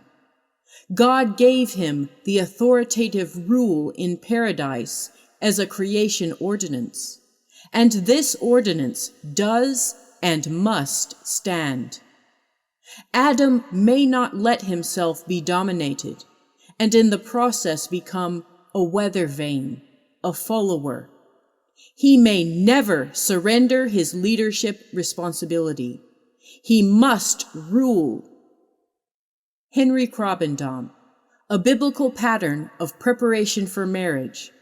Lookout Mountain, Georgia, Covenant College, 2000. During Luke's semester abroad, the world seemed to open up again. My roommate from my freshman year had gone on an extended trip overseas, and so I seized the opportunity to move into another room with two women with similarly introverted sensibilities. I settled again into the rhythm of my studies. I returned to cycling, this time with two other new friends. On our bikes, we trekked every trail around the campus. We talked little and rode hard. Only the terrain prompted any conversation. It was all so straightforward. One dry day, we rode down a particularly steep and rocky hill. I came off my bike and gashed my leg open badly. We sat for a while there. I pressed down on the wound with a piece of cloth one of my fellow riders had torn off the hem of his shirt. And as soon as the blood began to clump and clot, we set off again. No one made a fuss. We carried on as we always did. At the end of our ride, two of us made our way back into the dorm, having said our goodbyes to our companion who lived elsewhere. And where sometimes we carried our bikes up the stairs, this time we decided on the elevator, spying it waiting at ground floor unoccupied, a rare occasion as it was often broken or otherwise occupied. "Hold the door!" we heard a voice cry, and my friend pressed the button to let the caller in. A boy in our college's soccer team jersey stepped in alongside us and immediately eyed up my weeping leg. "Wow, what do you get up to?" he said. My friend looked sideways at me and then smiled toward the floor, at the stupidity of such a question. "Would you look at this fool?" This fool was John. I realized after that first meeting that I had a class with him, only because when next it met, after I pounded the table in frustration at a classmate's particular interpretation of whatever text we were reading, John leaned forward and tried to read my notes over my shoulder, then whispered something about how he found me interesting. This imposition my friend next to me attempted to disrupt with icy glares. "Stop stealing our ideas," she warned him. "Just who are you?" he asked me after class. Yes, just who did I think I was? I was someone still looking for an exit sign, feeling around in the murk for an escape hatch, a way out. I was hunting for it, yet I didn't know what it might look like. I hoped I'd know it when I saw it. And as it happened, John appeared around the same time that one of my professors offered us students extra credit for taking his evening and weekend mini-course, Biblical Preparation for Marriage, and after the conclusion of his lecture series, writing a lengthy response paper. I attended the course alone, same as I attended the rest of my classes, though at least half of the audience comprised the many already engaged to be married college couples. Many of the remainder of us presumed to be in the marriage market. Over several long sessions, our professor spoke about the joys of the heteromarital union, then veered into his true passions, the danger of women's domination, the importance of home-cooked meals on the table every evening. The family that eats together lives at peace together. The necessity of children. He argued vehemently against oral contraception, what he called women's desire to poison ourselves with those pills. The guilt got to me, fertile ground as I was. I was by then considering going on oral contraceptives to ease my unbearable monthly periods, the bouts of vomiting and pain that left me unable even to sit upright in a chair. I'd had to leave an exam halfway through during one particular painful menstrual cycle. The muscle contractions were so severe. Not long after, our instructor having emphasized that birth control kills babies, I sat in the office of my gynecologist and, against her advice, said I'd keep trying other methods of pain relief for now. My main lesson, though, from all this intensive marriage preparation, was that my being in that class sent another unintended signal. One evening, I was leaving the dining hall. A boy also attending saw me heading out and yelled out, "Hey, Valerie, wait and I'll walk with you. Let's go prepare for marriage." Another fellow student asked if he could read my essay for the mini-course assessment after I completed it, to see if we might be compatible. Then, not long after, one Friday my biking friend asked if he could tag along home with me that weekend and see my church school pastor in action. "Wow, I didn't know you went to that church, Valerie." With these words, the figure of my friend morphed into man. His request crushed me. Not this again. Again, I was an access point. Again, a person in proximity to a site of perceived power. So it happened that in my haste to put a warm body between me and all this, between me and Luke, between me and anyone else in invisible pursuit, in all this haste, I stumbled into yet another trap. Here's how it happened. John was in the year above mine, headed for theological seminary, like so many men among us. He was one of those man boys who, lacking all confidence in his ability to be and do what men were presumed to be and do, oozed nothing but. This was his pull, that he was loud and always laughing. He was fun and very funny. Everyone knew when he was there, yet none seemed to know him. He kept himself always available, courting everyone's attention while being simultaneously completely unavailable to any person.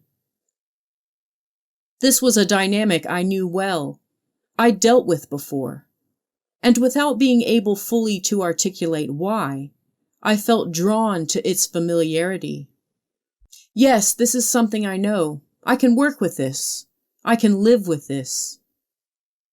When first he came onto my radar, I noticed him sometimes having whispered conversations with a girl I didn't much know. "That's Heather. They recently broke up," a friend told me. In all the time I knew him, John was entirely unreliable. I rarely knew when he might call or appear. He seemed perpetually threatened by the idea of giving any woman the privilege of counting on him. He swung between showering me with compliments and the magnanimous gift of his time, and wallowing in insecurity about this or that, often disappearing for several days. Yet typically and predictably, he derived much of his energy from being around me, and would eventually reappear. One weekend when I was home, my mom found a picture of him, which one of my roommates had spotted in the discarded photos pile in the yearbook office. "You're welcome," my friend had said to me, handing it over. "Wow, he's so good looking," was my mom's reaction. And then the supreme question, the only one she asked, "Is he interested in you?" In the early weeks of our connection, John had the idea to run a marathon in my home city, a 2-hour drive from the college. And so we started running together several times a week, and then signed up for a few races as part of our training. When we met up for a casual run, we tended to go alone, just the two of us. He wanted to hear the story of my life, he said. Yet he spent more time commenting than I did on talking, filling the space between us with words and more words. Anything I said prompted some story of some noteworthy person he'd met, some special guy he knew, some deep reflection or question he puzzled over. I remember one particularly lengthy segment on his feelings of unworthiness in partaking of the Eucharist. But when it came to organized races, faced with such unmovable scheduled activities, John nearly always invited someone else along, sometimes completely random people.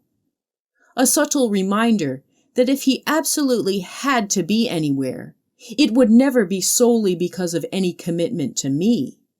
I must never get the idea either that he was there for me, nor that any absence could be interpreted as him letting me down personally. One night, close to the marathon, I heard a bang on my dorm room door. Someone had attached an elaborate, archaic notice written in curly Renaissance-style lettering. 4 men requested the honor of my presence at a performance the following evening in the campus auditorium. John's name was there, alongside 3 others of his friends, one of them the son of a Bible professor. I learned after that 3 other women had received similarly showy notices. We reported for spectator duty as requested.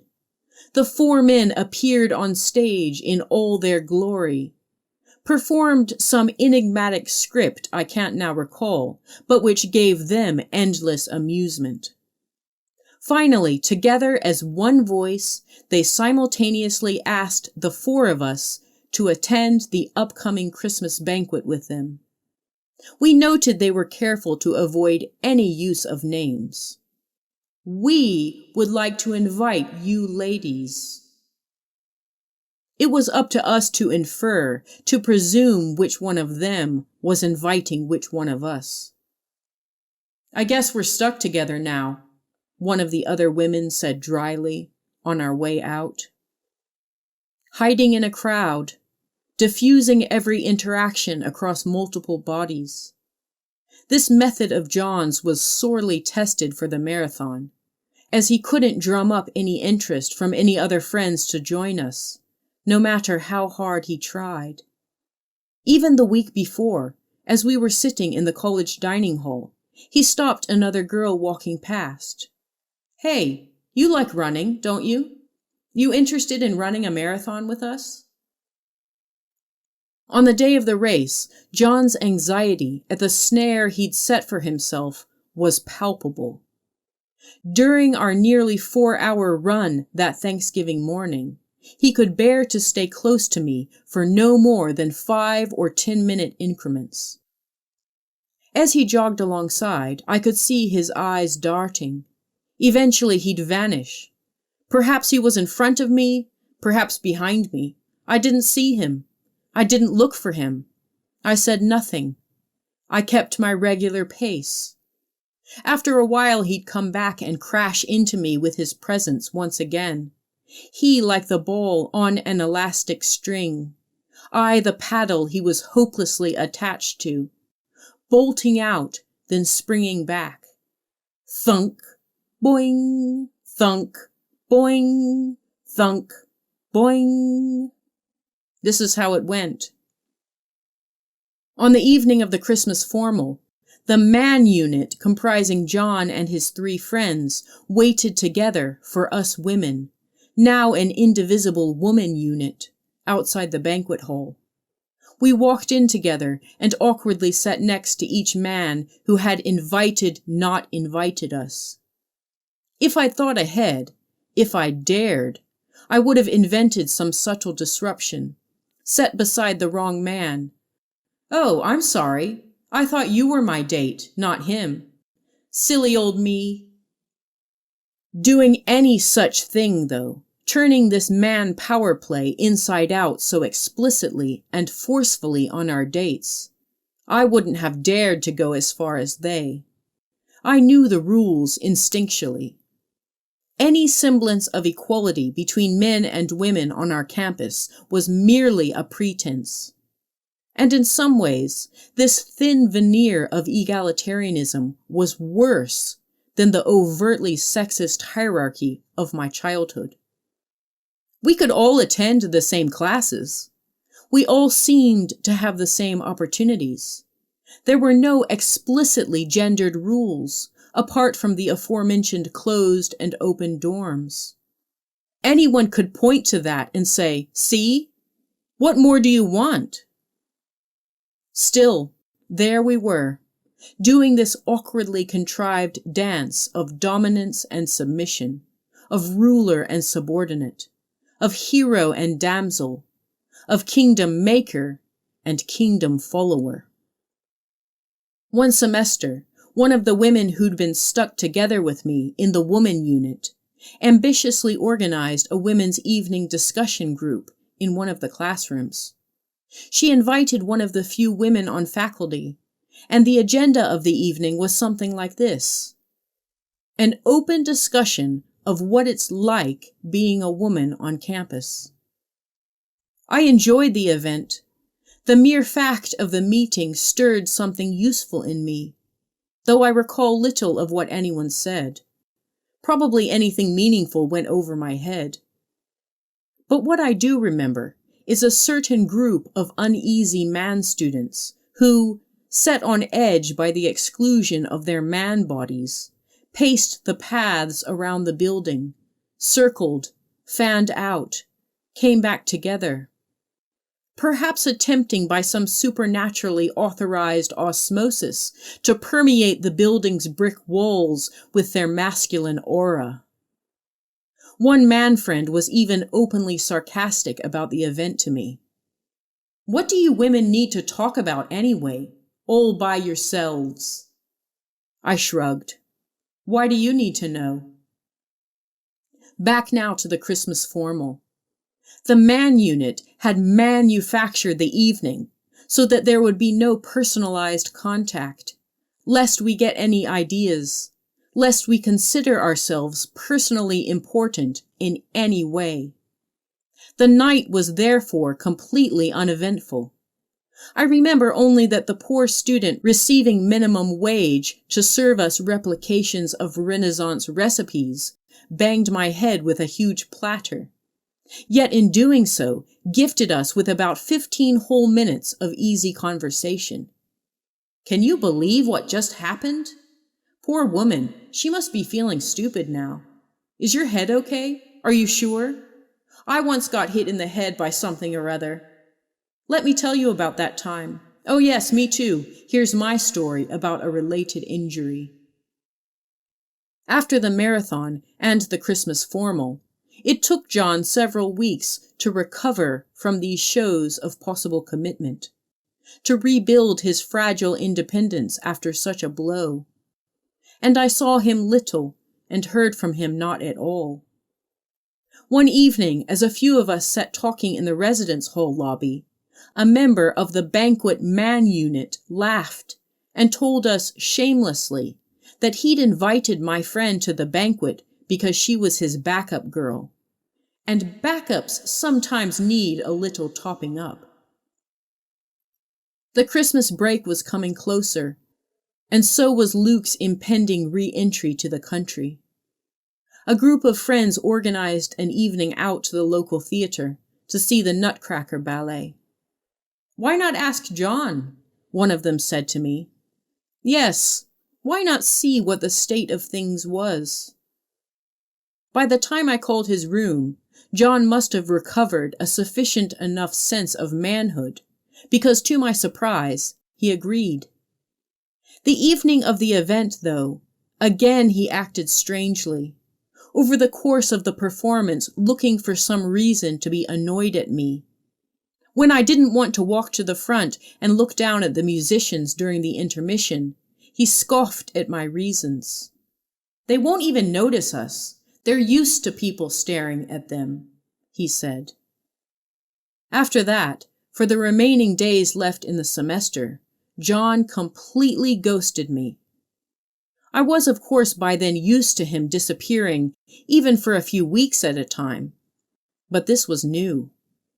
I could see he was actively avoiding me. I even saw him dash out of our dorm's lobby one afternoon as I entered. At some point, before we were due to break up for Christmas, one of my friends confronted him without my knowing, forcing him by ultimatum to own up to me his true feelings. "I'll tell her if you won't," she said, deferring to him and to their secret shared knowledge, even in her intended loyalty to me. He rang me on the phone the afternoon of the day we were all due to leave for the Christmas holiday, asked if we could talk in the lobby. "I'm already down here. Can we talk for a minute?" "Okay," I said, the meaning of his choice of meeting place registering inch by inch, as I stepped down the stairs one by one. Why did I agree? Why did I subject myself to this?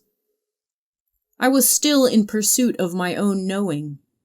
I knew only that I'd rather face him than stay in this space of not knowing. I arrived in the lobby. We sat opposite one another on sofas next to the celebratory Christmas tree, lights, and decorations. A joyous scene of one of our most sacred festivities. "I have to tell you something," he began. "I hoped I wouldn't have to, but I guess I don't want you to get the wrong idea. I just figured that you'd eventually get the message, that I wouldn't have to say it." He spoke so quietly and quickly, I had to strain to hear him. I missed words, sentences. Perhaps, too, my ears were blocking it out. Students bustled all around us, coming in and out, carrying bags and boxes, exchanging last-minute Christmas presents, waving and hugging and calling goodbye across the room. "Merry Christmas! See you soon!" Such a loud and public space. Such was his selfishness, that he'd situate such an intimate and painful, such a humiliating conversation in this crowd of witnesses. A cushion to shield him from any possible unpleasantness, any potential feminine outburst. What could I do except stare blankly, once again will myself to withhold any expression of objectionable womanly emotion? I mumbled something about how this was all fine. It's all fine. I don't care. Whatever. I don't even know what you're talking about. I can barely hear you. Blah, blah, blah. Just then, one of our classmates, someone we both knew well, saw us talking and jumped over from behind the sofa to sit next to John. "What are we talking about?" he said enthusiastically. I saw then the relief on John's face. Here was his hedge. "Nothing much," I said. "I've got to go." That night my roommate confessed she'd known what was coming. She told me about her ultimatum, though she hadn't known when or how he'd handle things. But she'd seen me headed downstairs and realized that's what it was about. She'd thought this rejection would be better coming from John. All the human connections of my life were again in these ways debated and decided, maneuvered in a closed court, outside my lowly jurisdiction. I was a tool, one in a set of many, fashioned, tested, tried, used at whim. I felt again that sense of internal vacancy. Where would I go now? What would I do next? The future seemed again to me a blank wall, an empty room. Over the holidays, I didn't tell anyone at home what had happened. I wrote out a pile of separate letters to John, all the things I should have said, but hadn't, but couldn't. How dare you trample on my feelings in order to figure out your own? How dare you presume I was so fragile as to expect immediate commitment? Who do you think you are, thinking me incapable of sensing your rejection? Only a selfish coward would risk leaving a friend so confused. You speak as if I'm not clever enough to get your implied messages. I see straight through you. You aren't my friend. You only want to use me. You would have thrown me away without even bothering to tell me. I hate you. Fuck you, you fucking asshole. I wrote each letter out. I held them in a bundle. I destroyed them one by one. By the end of the 2-week holiday, I'd decided to do what I did best. He'd never see how much he'd hurt me. I would cover my face. I would hide in secret places he could not see. Surely the shadows would hide me, and the light would again become night around me.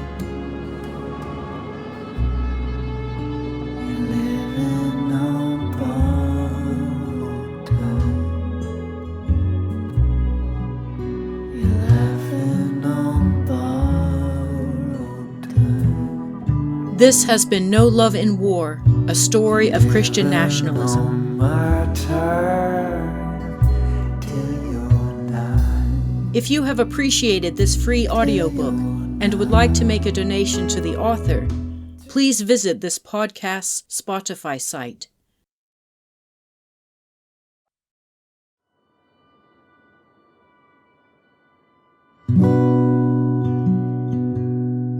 This is No Love in War, a story of Christian nationalism.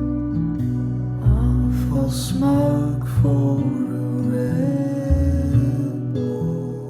Written by Valerie H. Hobbs. Read by the author. With original music by Jonathan and Caroline Hodges.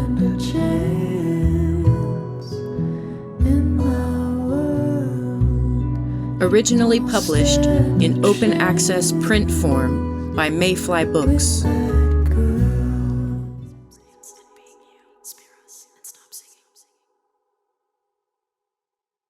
Chapter 30.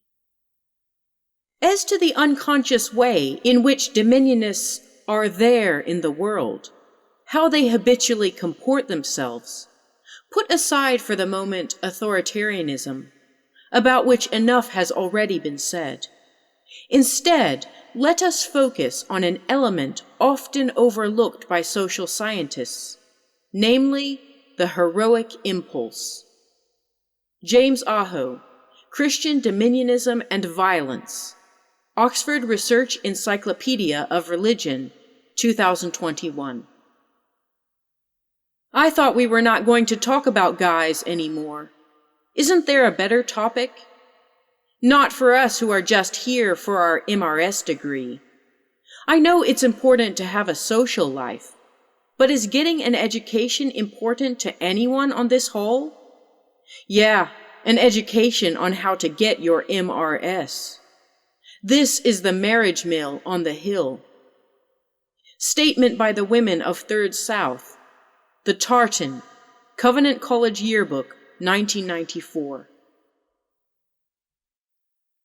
In 1998, our church magazine set forth the rich heritage of Southern Presbyterianism, lamenting the progressing decline of the Presbyterian Church in America, most particularly its seminary presidents' willingness to accept broader interpretations of the creation narrative in Genesis 1.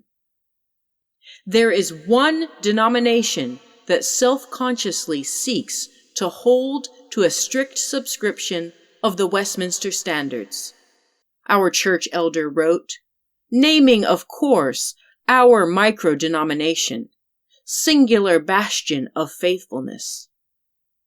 As my pastor very well knew, I was attending the college connected to the condemned Christian church denomination, de jure. One weekend when I was home, he mentioned my college by name from the pulpit. His eyes scanned the congregation and met my gaze then, directly. Look what reprobates you're messing with, child. Look, little girl, at whose teaching is corrupting you. Everyone, observe how our daughter is defiled. See how she betrays us. The weight of Matthew's enrollment at a state university was seemingly undetectable on our pastor's scales of righteousness, disproportionately calibrated as they were by the sins of women. Still, I felt fully the sharp edge of his judgment. I was ashamed. I was still so far away from being able to shrug it off. In the same issue of our church magazine, another author announced the founding of a new seminary, Greenville Presbyterian Theological Seminary, and the installation of its first president, Joseph Pipa, whose son was also a student at my college. This young man was among those who attended the exclusive off-campus parties of the smugly rebellious, which I deliberately dodged. I can't claim any pure motives for this. Likely I still thought myself superior. But also it seemed to me that the women of that world, even in their insurrection, were just as led here and there by the whims of men as those of us who bowed and scraped in submission. And here was the real meat of it for me, that they alone bore any social consequences. We passed their names around the campus eagerly, like freshly minted money. Did you hear about Joe's late-night massages? Did you hear about what Hannah does when she drinks? Here again is the name of this and that individual woman, and what she has done, repeated many times over until we couldn't think of one without the other. In all our talk, the looks we shared, the general atmosphere on campus involved treating certain women as aberrant beasts among a host of ethereal maidens. As for the men, these same desires for the thrill of transgression were unmarked and unremarkable, excusable. What they did was nothing more than nature. I sometimes heard men talking together after the latest revelry. I saw how they too disregarded their own actions, how they held up their hands, gesturing their bemused uninvolvement. It's these wild women and their appetites. Look what they involve us in. What mattered more among men was what they believed. Among Joseph Pipa Sr.'s desirable qualities was his commitment to a strictly literal interpretation of the creation narrative in Genesis 1, but likewise his affirmation of a belief close to the heart of my pastor and his pals, the propensity in women to be more easily deceived than men, and as a result, the need for her to stick to domestic duties. GPTS, with its staunch commitment to old-school theology, stands as a beacon on the vast landscape of American seminaries. All those who identify themselves with Reformed theology should enthusiastically support the work of this seminary. Meanwhile, on the larger stages of the Christian right in the United States, various leaders were likewise self-identifying as faithful traditionalists. James Dobson, president of Focus on the Family, was the closing speaker at the Southern Baptist Convention in Salt Lake City, which that year amended its statement of essential beliefs to include a definition of the proper biblical family. This prescribed a woman's gracious submission to her husband, she having the God-given responsibility to respect her husband and to serve as his helper in managing their household and nurturing the next generation. The names on the committee proposal, which was soundly approved, included mostly men and 2 women, the latter identified principally as homemaker, where the men's brief biography contained only their leadership roles. As these movers and shakers moved and shook, in the microcosm of my existence, things with John turned out better than I could have hoped, though my hopes were hardly a measure of what was good or healthy. When first I came across John again on campus, I could quickly see he was shocked by my nonchalance, my casual and vaguely friendly greeting, as if nothing much had happened. Why, yes, I had a wonderful Christmas break, the happiest really. What classes are you taking? I've got to go now. I hurried away. I didn't signal my plans for any future meeting. I didn't say, "See you later." I didn't do anything beyond what I'd said and done to any other person on campus to which I was acquainted, but mostly disconnected. John's surprise at this made me feel safe again. The walls I had constructed were sturdy, my camouflage complete. Only something else happened next, something that I should have seen by now. Really, I should have seen it coming. John had expected me to be clingy, heartbroken, depressed, perhaps to plead with him. He'd anticipated feeling the satisfaction of all that. See how women want me, need me. See how desirable I am to them. See how again I have taken the reins of rejection, mastered, ruled. See what a winner I am. In the absence of all that, his interest in me was almost immediately rekindled. What does she know that I don't? By that point, Luke had returned to campus from his semester overseas, and he called me one evening, full of fresh one-upmanship about what life was like over the ocean. Altogether different from everything you've ever known, Valerie. You'd have had to be there to understand, Valerie. What a shame you weren't. Then to the point. He said he'd heard I was somehow involved with John. Do you love him? He asked directly, feeling in himself some God-given right to demand access to my emotions, my decisions, my intent. But I too could be direct, and I faced him head on. Yes, I said, without a second's hesitation. The question of whether or not what I felt was love meant absolutely nothing to me. This solution to the seemingly unsolvable problem of Luke rolled off my tongue effortlessly. Oh, are you sure? Yes, I said again, yes. Well, he's a good guy, Luke said then, though he knew nothing really about John at all, beyond a certain set of superficial social traits. From this, I knew he'd leave me alone, at least for a while. Luke had once told me about a certain guy's code, a pact that he and his brothers on his residence hall had apparently formed, that they'd not get in the way of any of their fellow heroes' intentions towards any woman. What's more, They'd let no other man so much as glance in her direction. Any girl any one of us is interested in is totally off limits. At the time, he dropped this detail ever so casually. I was meant to know this group of popular guys on campus all recognized his claim on me. He intended me to marvel at this stamp of legitimacy, but also to feel the weight of the veiled threat therein. To see there was no way out, no one else would have me.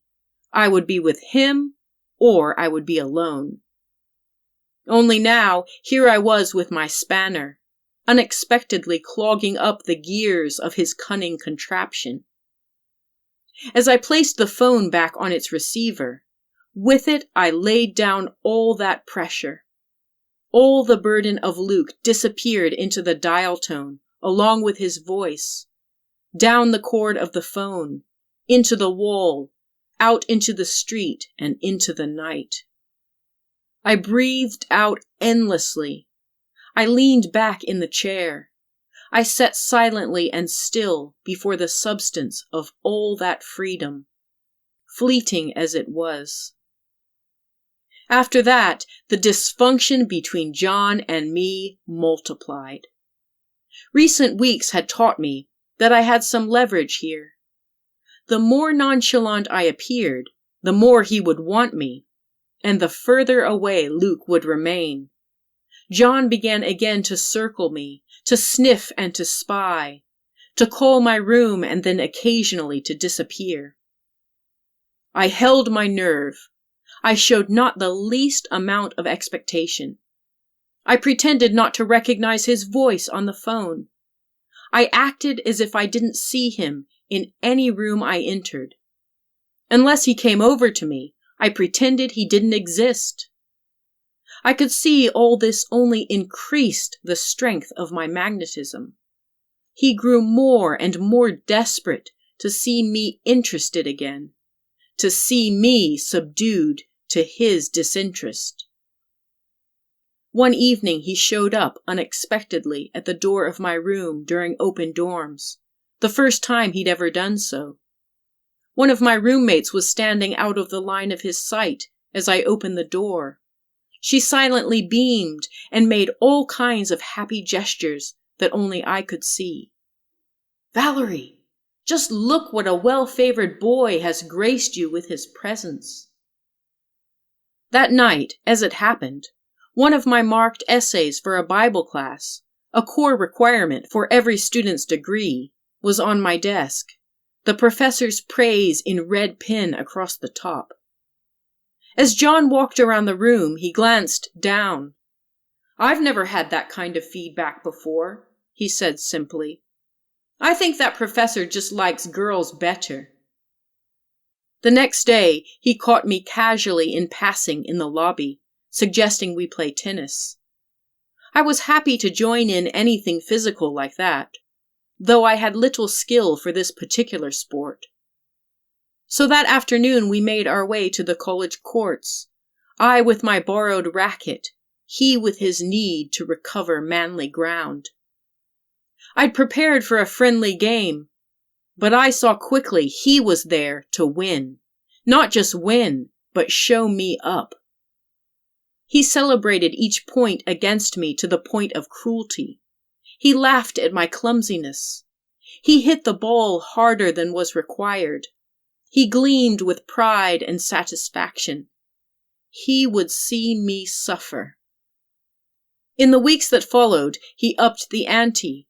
He talked to me often about another of his particular talents, water skiing, correcting my attempts to join in the conversation, my enthusiasm about my mom's expert ability to ski on one ski instead of two. "That's slalom skiing, don't you know that?" He mocked and laughed at me in my ignorance, incredulously, triumphantly. His smirks and taunts smacked against me. Another round of the bloody knuckles I'd played in high school. Who would wince first? I was already faltering, and he knew it. But I carried on. By my endurance, I would gain my own life. What did I tell myself in all this? I had said no to other men. I assumed in myself a sense of personal choice, the overt act of choosing John, of considering and weighing up our shared interests and giving him time to grow up. In this way, I hid my misery even from myself. Maybe it was worse. Likely my unhappiness was simply irrelevant. Like a putrid smell so common, my nose could no longer detect it. That entire spring semester, our connection proceeded in this way, with no understanding between us except what was entirely unspoken.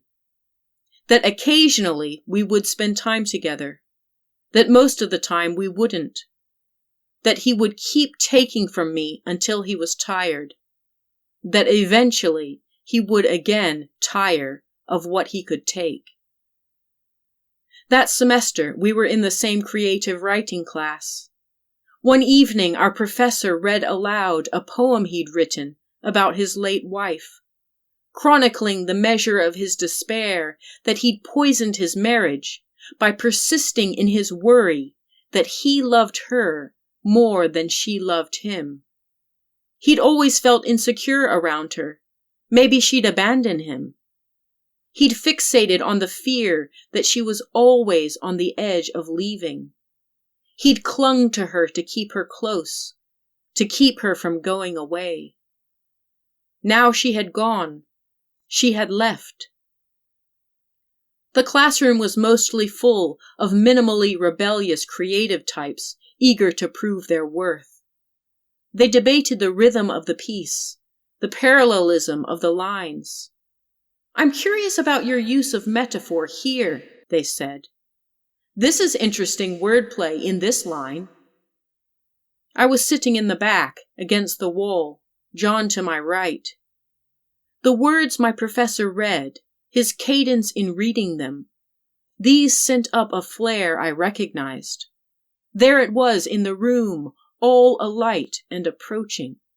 It was spiraling towards me. It sunk into my gut, burning there against my flesh. I would be consumed. "Help! Help!" I fought back tears of despair. I didn't cry, but neither could I keep my face from falling. The dam was breaking. I hadn't prepared for this.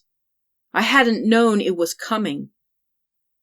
The next day, or a few after, our professor happened to cross paths with me in the library.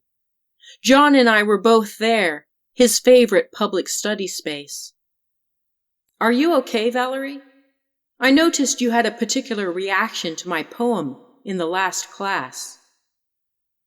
I couldn't answer in front of John. Of course I couldn't. Maybe I was even glad he was there to prevent my feelings from crystallizing into thoughts, into words. Yes, it was a powerful poem. I understood it, that's the thing. I managed to squeeze this language out of my mouth without also weeping, a feat of mammoth emotional strength. He looked at me. My professor looked. And in that look, I saw something I couldn't recall ever seeing before. That unique and altogether rare look of someone who sees. The face of a witness. A single kind and knowing expression can, in a mere moment, reach into the depths of a sad heart. This is done only by the sight of one's spirit, that incredible work of the inner eye, a vision that cannot be attained by any simple step-by-step process.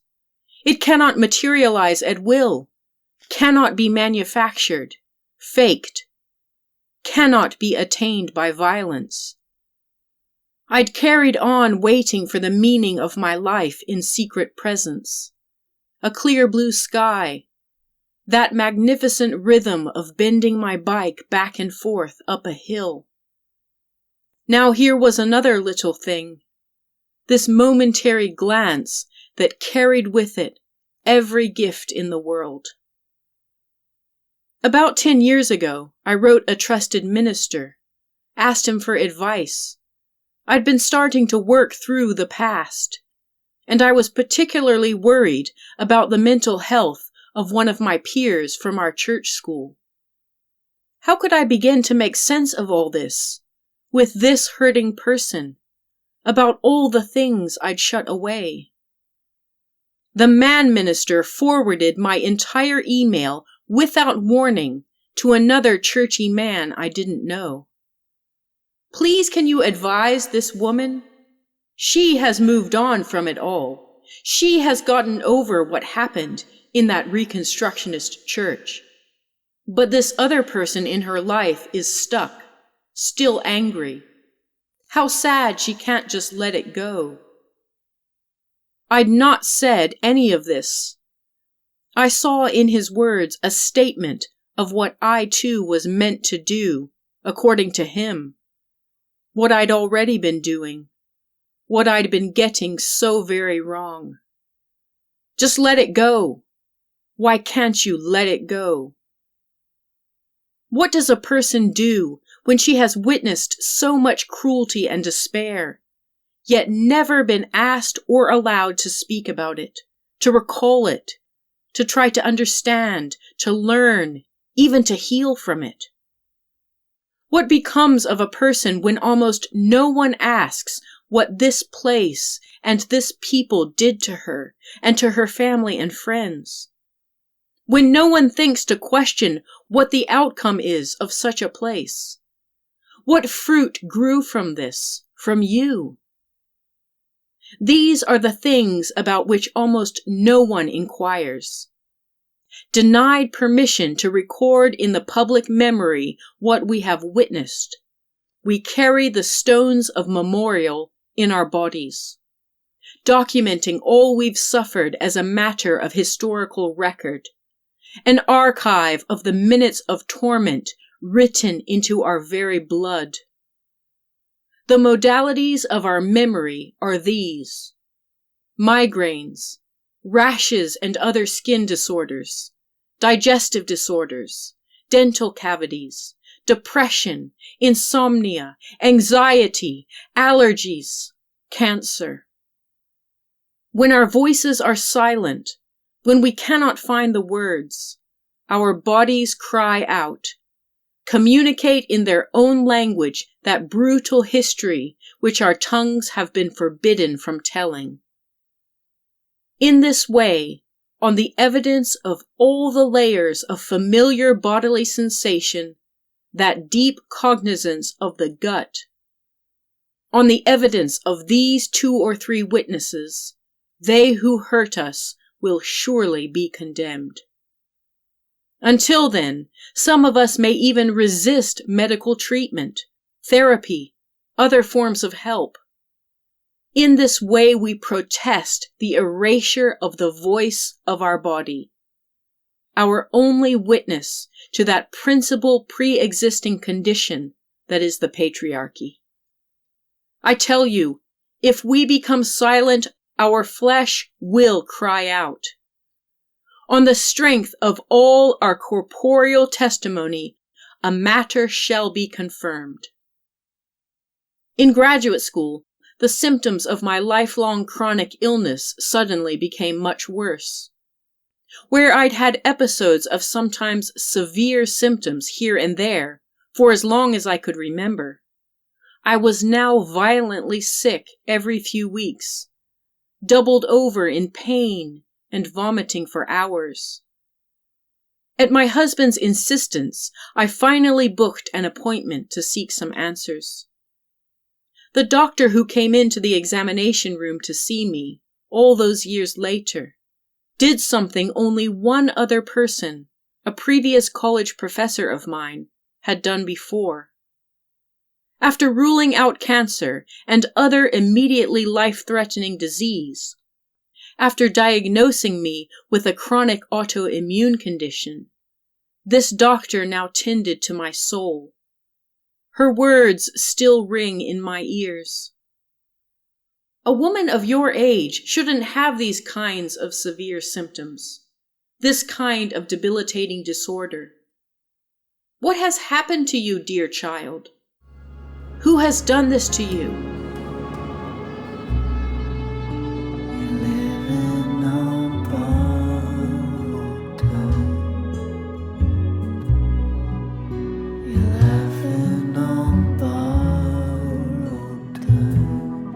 This has been No Love in War, a story of Christian nationalism. If you have appreciated this free audiobook and would like to make a donation to the author, please visit this podcast's Spotify site.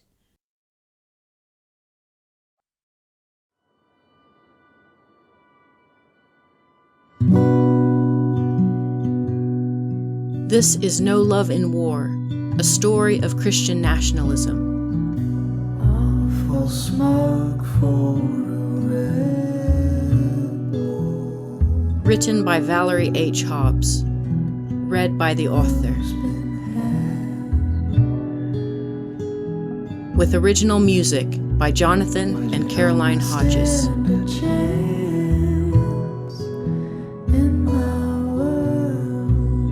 Originally published in open access print form by Mayfly Books.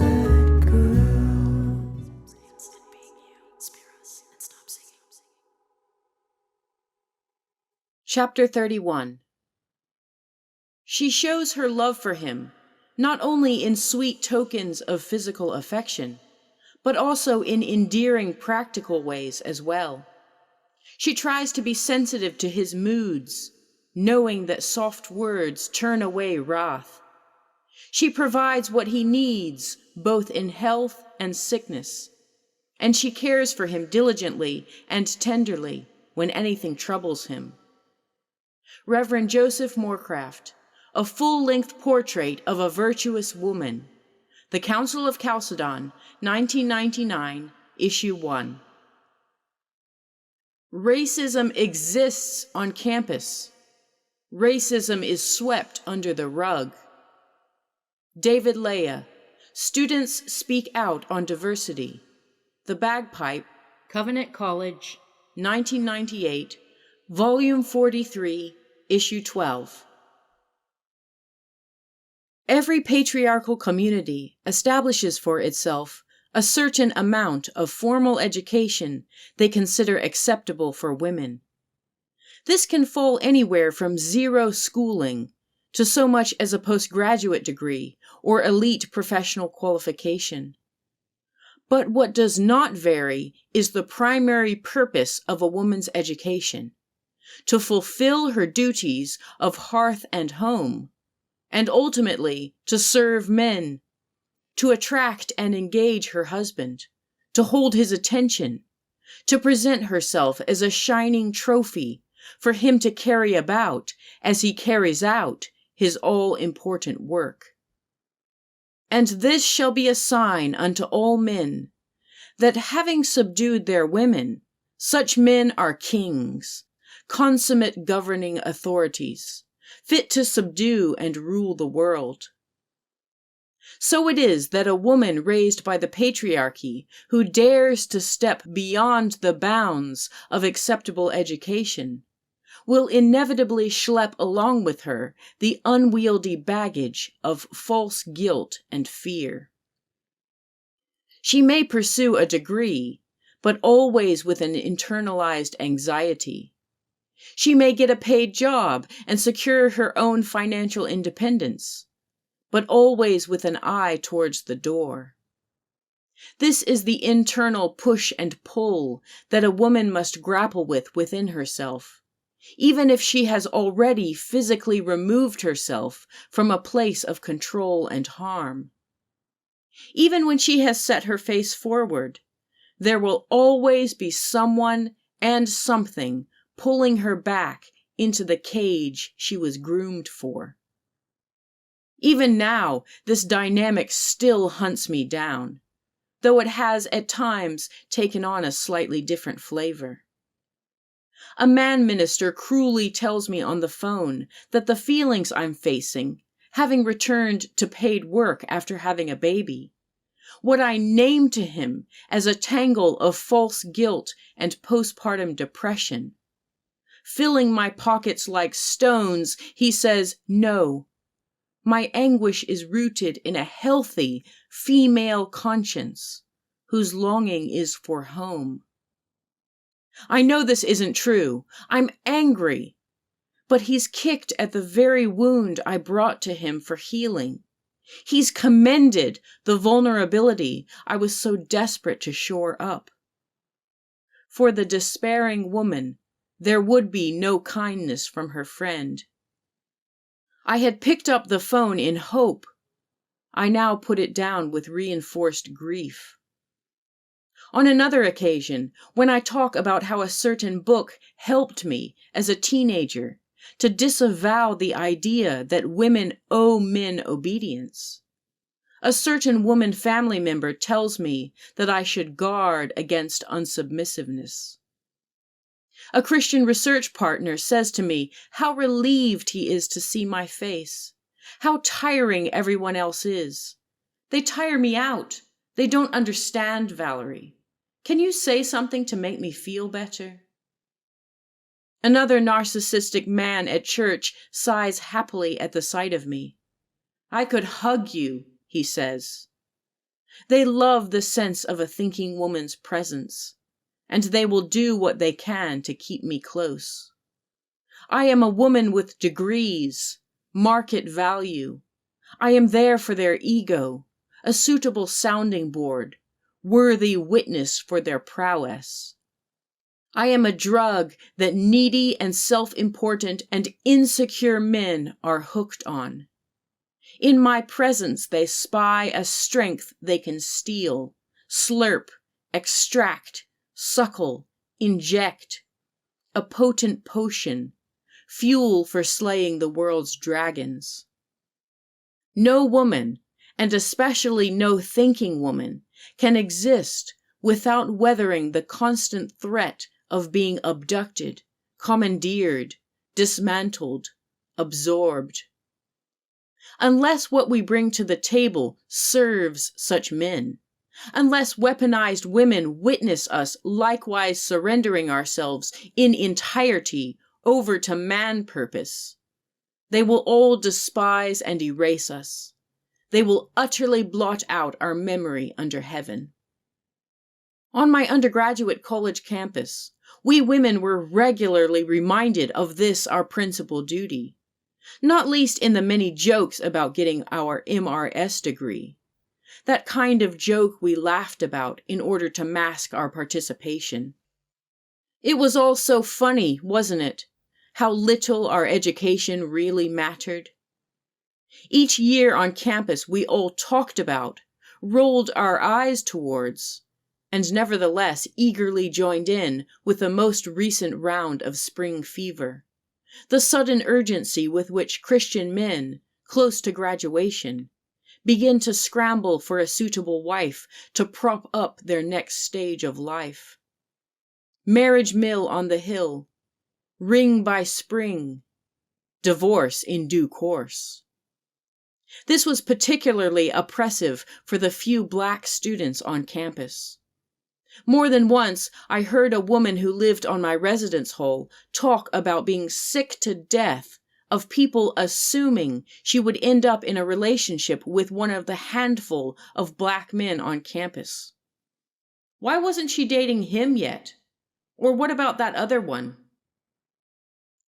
Some heterosexual couples among us awkwardly attempted some cobbled-together version of formal courtship, made difficult by the fact neither party was living under the immediate eye of the woman's patriarch father. Some sought out a proxy, a local pastor or other man figure who could be trusted to keep a close watch on their interactions. Some men and women got married the day of graduation to save extended family members an extra journey. While you're here, let's just get it done and dusted. 2 for the price of 1. Some got married while they were still studying, then moved off campus into some version of couples housing while they completed their studies. Some wives became almost immediately pregnant. Some dropped out. One man, a few years older than his fiancée, having graduated first, promised her they'd live near campus until she finished her degree.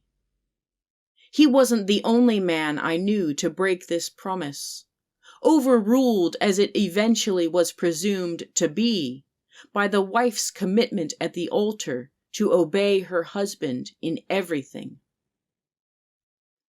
A few married women attended classes while pregnant, including a daughter-in-law of the college president.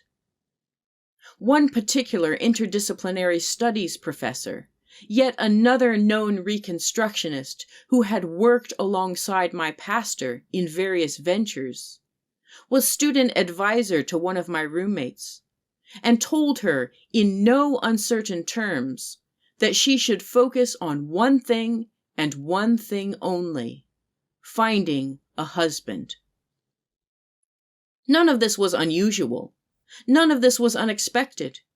And none of this would abate after my time at college in the late 1990s.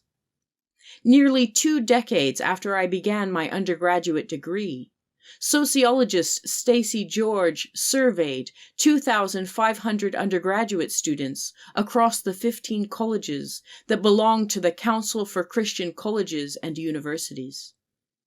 Over 80% recalled hearing conversations at college about pressure, at least occasionally, to get married. Such pressure polluted all our studies as women. We must simultaneously make sense of a subject area, whilst spying out a spouse. From this way of thinking, talking, behaving, there seemed to be no relief. Keen to be seen, women among us publicized their marriage potential by baking cookies, cakes, and brownies for men's residence halls in their spare time, bringing local children they babysat into the dining hall in a parade of motherly potential. See me feeding them? You? See me as a mother. See me as your wife. I lost count of how many bridal showers I was invited to as the semesters rolled by. The occasional lingerie shower, sexy trappings to transform her into an object of desire for that special night. Then came the baby showers. I sat awkwardly to the side as women took turns guessing the baby's birth weight, skipping over those of us who lacked the relevant knowledge. At another shower, this one pre-wedding, the host directed us to take it in turns to pray that our friend's first baby would be a boy, and that he would be called to the mission field. Back home, in and amongst the never-ending stream of numerous pyramid scheme parties, my church school had, of course, already celebrated several weddings among my peers. A deacon's daughter who had, during several years of courtship in high school, prepared her boyfriend's school lunches, finally moved her meal-making to their shared kitchen. His school lunches became work lunches. Her mother-in-law, wife to a church elder, had already instructed her in the specifics of his food preparation. He likes his sandwiches just so. Make a tiny slice in his fruit to save him the frustration of peeling. One weekend, I hosted a wedding shower for a friend. Her fiancé, a man who once told me that praying with girls turned him on, showed up briefly before the party to crack a few jokes about how he was looking forward to having a woman do his laundry, before leaving us women to ooh and ah over various home goods gifted to the lucky housewife-to-be by her friends. I'd already experienced senior scrambling from the moment I arrived on campus, and so far I'd managed to wade my way through. But what did I have to show for it? I'd taken a few memorable classes which had pushed me in helpfully critical ways. I'd met some good friends. Yet little of what baggage I had carried with me to campus had been unsettled in any substantial way. My arrival there marked the radical introduction to my experience of a woman with a PhD. Yet I witnessed her and the other women on academic staff being treated the same as I'd come to think women would always be treated. Denied leadership positions, absent from certain subject areas, most likely to be part-time. At a production of Much Ado About Nothing, I arrived early with one of my roommates to get a seat near the front. A residence hall of man-boys shortly piled in with their privilege. They insisted we move. Their friend was playing a lead role. How dare we occupy the space theirs by right of brotherly association? Not wanting to sit amongst such hostility, my friend and I moved towards the back. Just as the play was about to begin, one of the few women on faculty arrived. She an older woman, the only seats remaining in the far back corner. I stared through the space of all those painful minutes as she walked past the row of boys, even stumbled on a step in the dimmed lights. Each second like liquid amassing in a swelling blister, her eyes looking for a seat, her searching ignored by the brotherhood near the stage, until a woman student waved her in, gave up her spot, then took her place on the aisle floor, sidelined, where women seem always to end up. In campus life, many of us kept up the pretense of our empowerment. We voiced our opinions in class. At times, we even pounded the desks to demonstrate the passion of our points. We enjoyed certain limited freedoms that more fundamentalist colleges would have denied us. We had made it to higher education. Indeed, we were there. Yet the very oxygen we breathed was nevertheless infused with the same stench of domination and subordination. My freshman year, some girlfriends and I worried together about the blatant aggression and racism of a certain white student toward his black girlfriend, a woman on our residence hall. He made his cruel jokes boldly in groups of us, at parties. His man friends laughed with him. We talked to her about it a few times. We were unsettled. We could have reported it. Maybe we should have. But to whom? Our patriarchal professors with their partial procedures and their mid-lecture jokes about which students might marry? Valerie and Marty, I see you've both scored well in this week's set work. Will it be wedding bells next? Yes, who would have listened to our misgivings? Our residence hall advisors?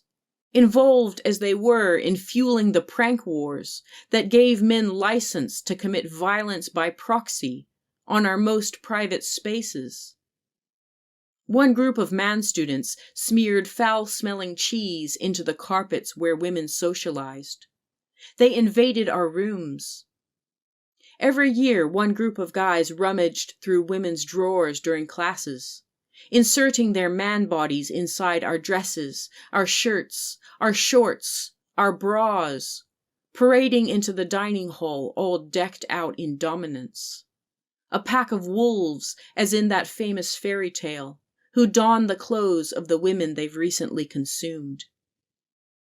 One morning, close to Christmas, one of we women woke to discover the frozen carcass of a raccoon, wearing a stolen pair of her panties, positioned festively in a poinsettia outside her door.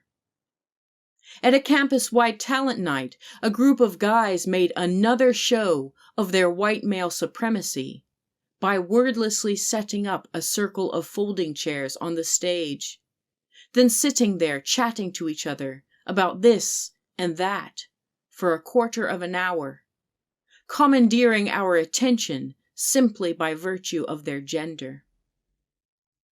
One of these campus captains, for a time, had a destructive relationship with one of my roommates, a woman related to a now infamous Christian apologist. Her so-called boyfriend regularly belittled her. She talked often about this, courageously confiding in us how worthless he made her feel. Over a meal one evening, this boyfriend declared, as she and I sat side by side, that he'd be interested in me if he weren't already involved with her. He pointed at us each in turn to signal our interchangeability. "What do you say to that, Valerie?" Most nights he called our room in the early hours, waking us all up, pleading with her to come to his house off campus.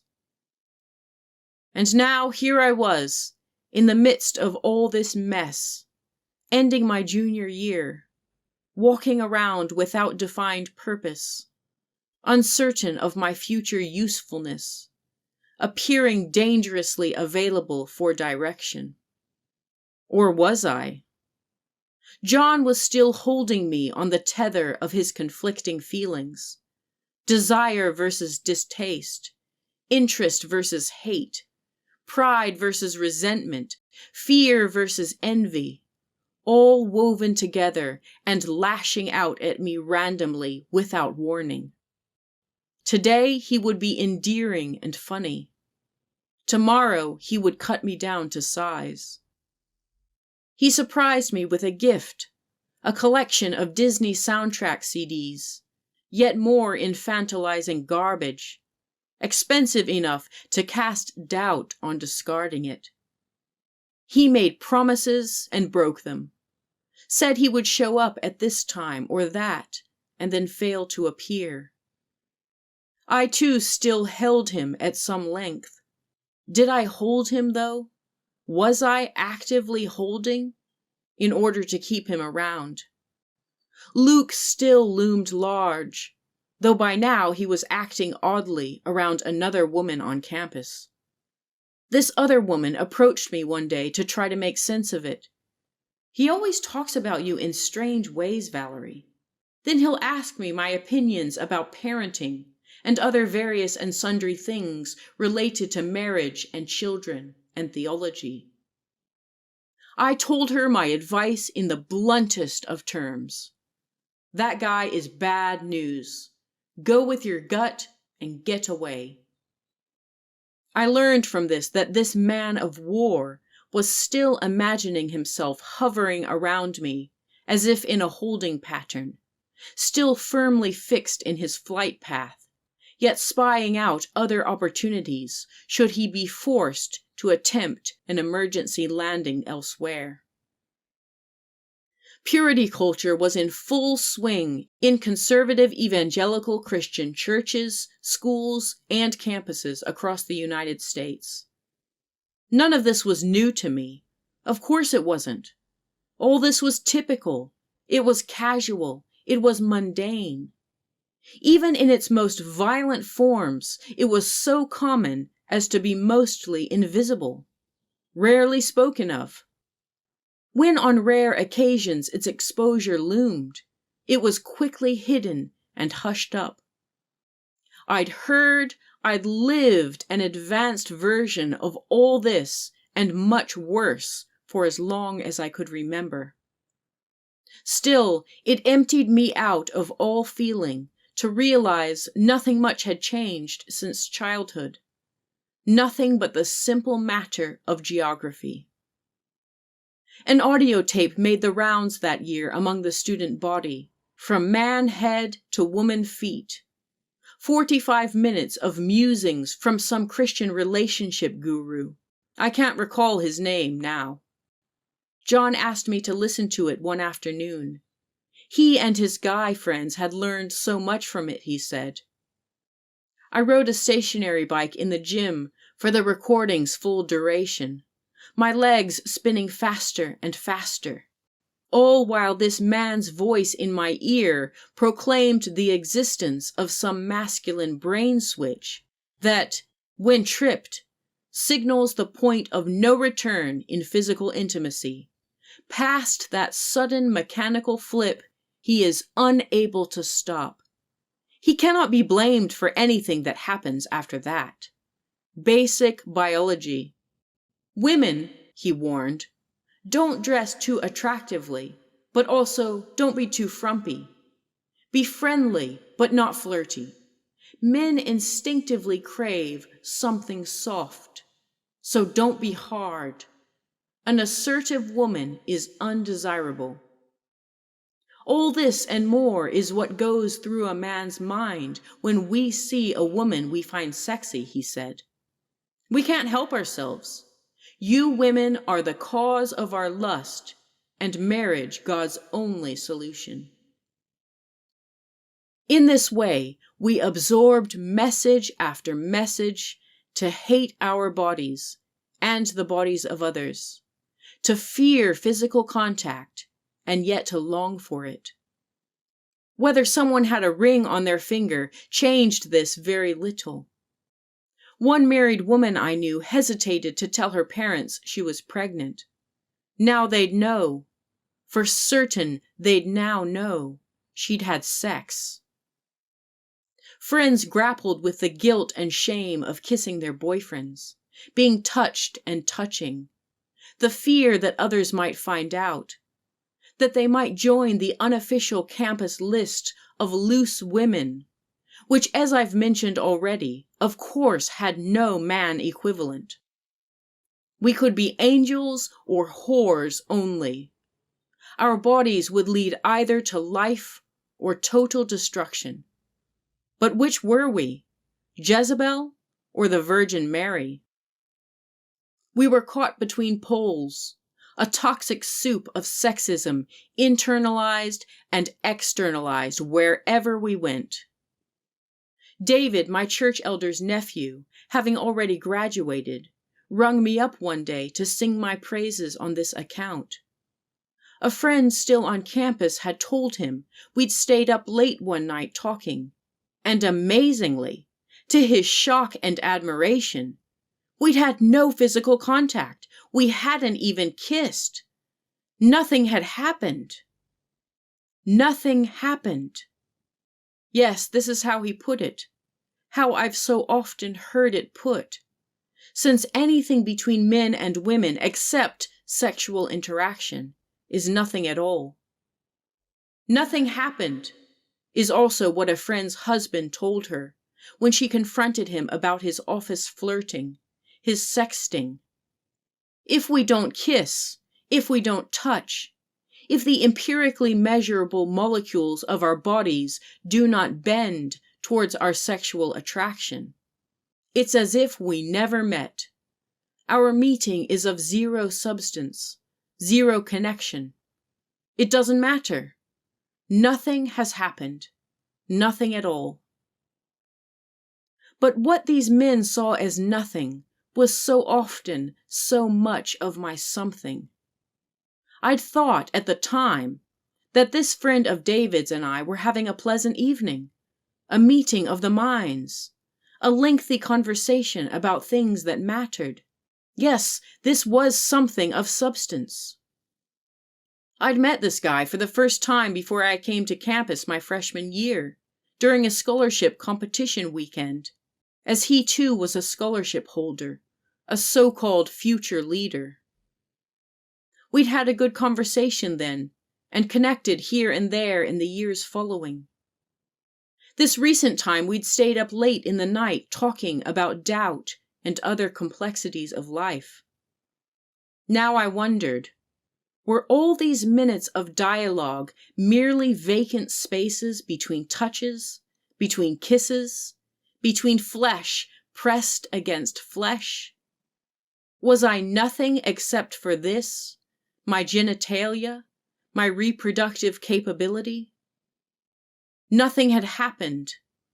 I'd passed some repulsive purity test with this conversation partner.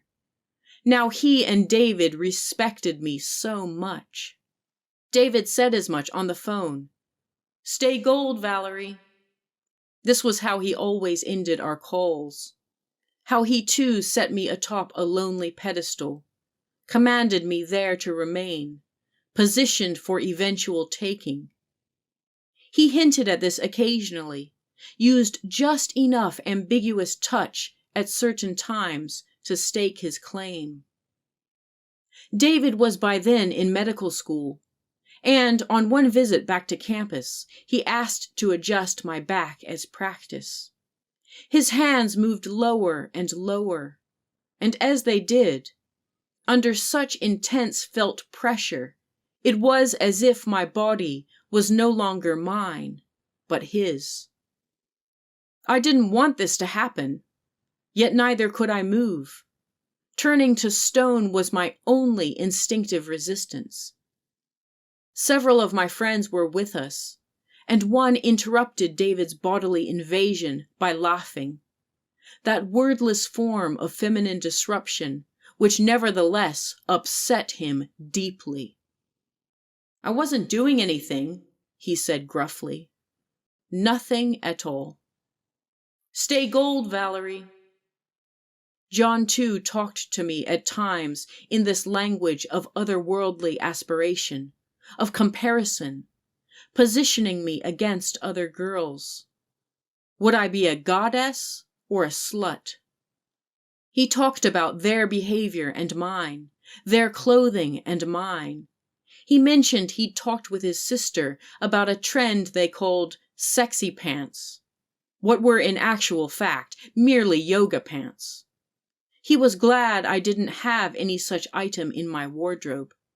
He was glad I was like this other girl, but not that one. What did I think of her? More and more he argued with himself out loud, involving me in his assessment of me and of my womanhood. His expectation that passively I would sit by, still and silent, while he ran the measuring tape of his man morality against my every molecule. It's so strange how long this hangs on. Decades later, I feel a need to prove somehow that my children are indeed my husband's biological descendants, to point out to others how much they look like him, act like him. Such is my latent mistrust in the institution of marriage, in monogamy, even in love. I am no angel, after all, I think. I'm only a woman. No, no, no, listen to me say it again to myself. I am a human being, as capable of complex choices as any. Even so, when John asked me just before the end of the semester, right before his graduation, just before we were preparing to part ways for the summer, if he could have a serious talk with me, I expected to say yes to formalizing our relationship in some way. I also knew he'd likely have a set of disclaimers miles longer than any expression of affection. And so I steeled myself. I prepared myself. I knew no other way. I planned to state my own misgivings before he had a chance to whittle my expectations down to a mere nub. That afternoon, I listened while John talked briefly about how much he'd enjoyed spending time with me, how he had given all this serious thought, graced me with the privilege of entering the contemplations of his man mind. He'd taken a youth minister job at a wealthy church near the college for the next year. He was keen to stay near me during my senior year. He talked all this over with a friend, a woman whom we both knew had been burdened with unrequited love for him the past 4 years. She'd recommended he not say any of this to me, but he'd come to a decision. Wasn't I impressed that he had disregarded her advice in my favor? "We should date, Valerie. I'm saying I want us to be together." These were the words I'd been waiting for. Is this what love was? Was this how it began? I state this question clearly now, but at the time, it didn't enter my thoughts. So low was my bar. So far away was love from my experience. Such privilege was for the lives of other people, perhaps. How could I have recognized it, this sentiment I hadn't seen, had never sensed? At the sound of John's words, his carefully prepared monologue of intention and desire, the mechanics of his decisiveness intended to thrill me, to privilege me, to fill me with gratitude. I don't know what I'd expected to feel in response. I had no conscious concept of what it might be like to relax around a person I had some kind of romantic feelings for, to long for someone without fear of being used and discarded, to be at ease in the presence of another person, to be seen, to be prioritized, to be accepted and even longed for, simply because of who I am. I had none of that. Everything was still so awkward. Still, John's words were my cue. I launched into a series of my own caveats. I wasn't entirely sure about our long-term compatibility. I wanted to take things slow. I didn't want him to get the wrong idea. Let's take our time with this. Later, John would tell a mutual friend that I'd stolen the words from his mouth. I'd said the things he had planned to say. I'd preempted him. And he didn't much like that. No, he did not. Again, I'd played an unexpected hand in our cat and mouse courtship. No surprise, then, that when his family came into town that following week for his graduation, he didn't invite me to the celebratory lunch. He could barely bring himself even to introduce me to them in the hall afterwards. "This is Valerie," he said, the resulting blankness of his mother's face suggesting I was nothing more than a new name. "Here is a random person who happens to have walked by, who by chance is standing here. My son has introduced her just to be polite." Meanwhile, Luke was graduating that day as well, and expected me to join his family for lunch, though I had no memory of agreeing to that. He'd made these plans on my behalf, or else perceived some hidden meaning in something I'd said. When I didn't appear, he rung me up, wondering where I was. Why hadn't I joined them? He'd seen John and his family exit without me. See how quickly a woman separated is a woman sought, a woman stalked.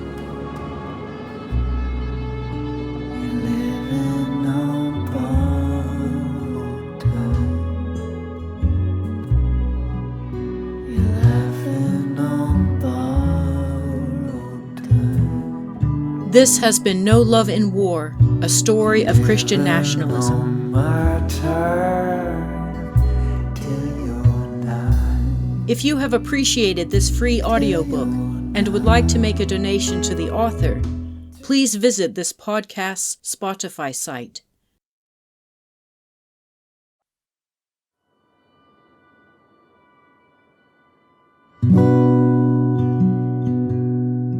This is No Love in War, a story of Christian nationalism. Awful smoke for Written by Valerie H. Hobbs. Read by the author. With original music by Jonathan and Caroline Hodges.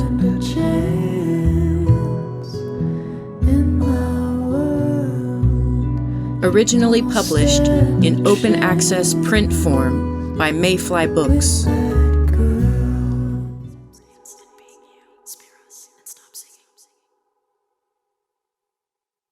Chapter 32. At the heart of mature femininity is a freeing disposition to affirm, receive, and nurture strength and leadership from worthy men in ways appropriate to a woman's differing relationships. John Piper and Wayne Grudem, Recovering Biblical Manhood and Womanhood, 1991. I went home that summer, to a house to which my parents had moved after I'd left for university. My things moved to an upstairs room I'd never before occupied. My pastor wrote a lengthy 2-part series on the heart of a godly man, in which he reaffirmed his model for manhood, rooted in his dualist theology. God the Father of wrath of the Old Testament, and God the Son of his salvation of the New Testament. Between God and God manifested, between the God who afflicts him and the God who is on his side and will vindicate him. God of wrath and confusion, God of anti-Semitism, God of Western white men. I got another summer job, this time at a supermarket. I waited for John to call in the evenings after work, and he didn't. I waited for John to email, and he mostly didn't. Every 3 or 4 days, he sent something brief and matter-of-fact, vague and mostly meaningless. His usual style for risky modes of communication I might print out, might point to as concrete evidence. Look here, the record is clear you cared about me. Hey Valerie, I started my youth group job. I'm taking the boys to a campsite now. Hey Valerie, I have to go here and there. No time to write anything. Even from such a distance, he was already pulling away, reminding me that while I must locate my usefulness in him, he would never truly need me in any way. Within a short time of being home, my parents asked my sister and me to sit down in our living room. They reported to us that our brother had gotten married to someone we'd never met. That was that, all done and dusted. As soon as he heard of this scandal, our pastor was thrilled to announce the news hot off the press from the pulpit, eagerly sucking up all the gasps in the room like some hyper-reformed Presbyterian dementor. I saw his face more fully then. It bulged out into the room and towards my chair. All that pride and self-satisfaction congealed and wobbling in his cheeks. I discerned things there I hadn't consciously seen before.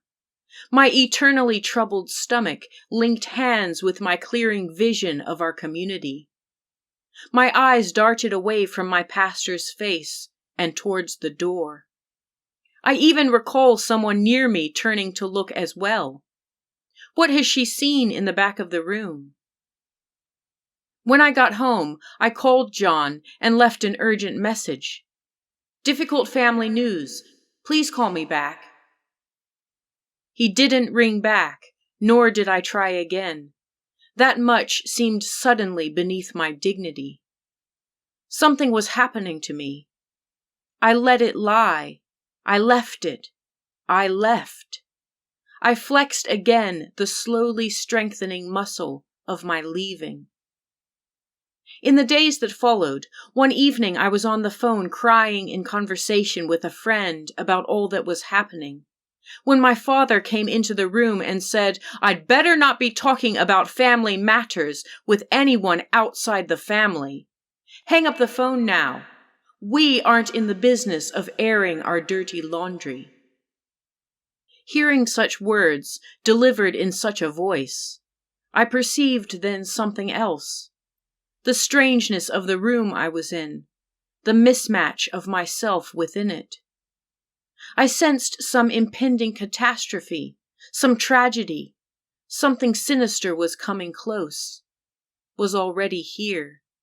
If I stayed here, I felt suddenly certain I would die here. I determined there and then, that night, to do the only thing I was learning to do, to leave.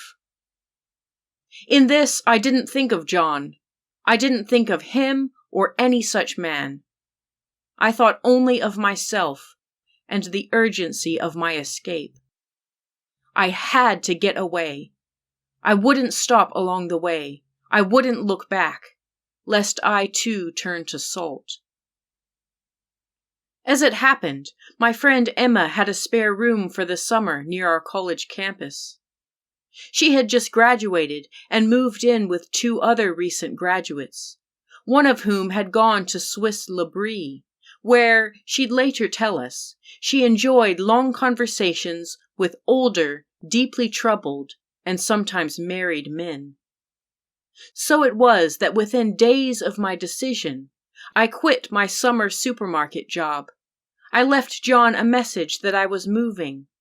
I drove up and away with a packed car full of my belongings. I moved my things into the spare room. I got a job making sandwiches at a local business. I settled in. I sank into some relief, into my first ever summer of being away. Days passed after my move, then a week, and John still hadn't returned my calls. I'd left one additional message for him after I'd arrived, suggesting we meet up. What a ridiculous thing to ask. I felt shamed by my own fingers dialing each digit, by the words that formed my fumbling message. How had I come to this point of stooping so low, chasing this boy, bowing before him seated on the throne of our relationship? Then came the weekend. Emma and I were at church and saw him sitting nearby. She made a face at him, and he sauntered over after the service, said something like, "Would it be okay if I stopped by this afternoon to talk?"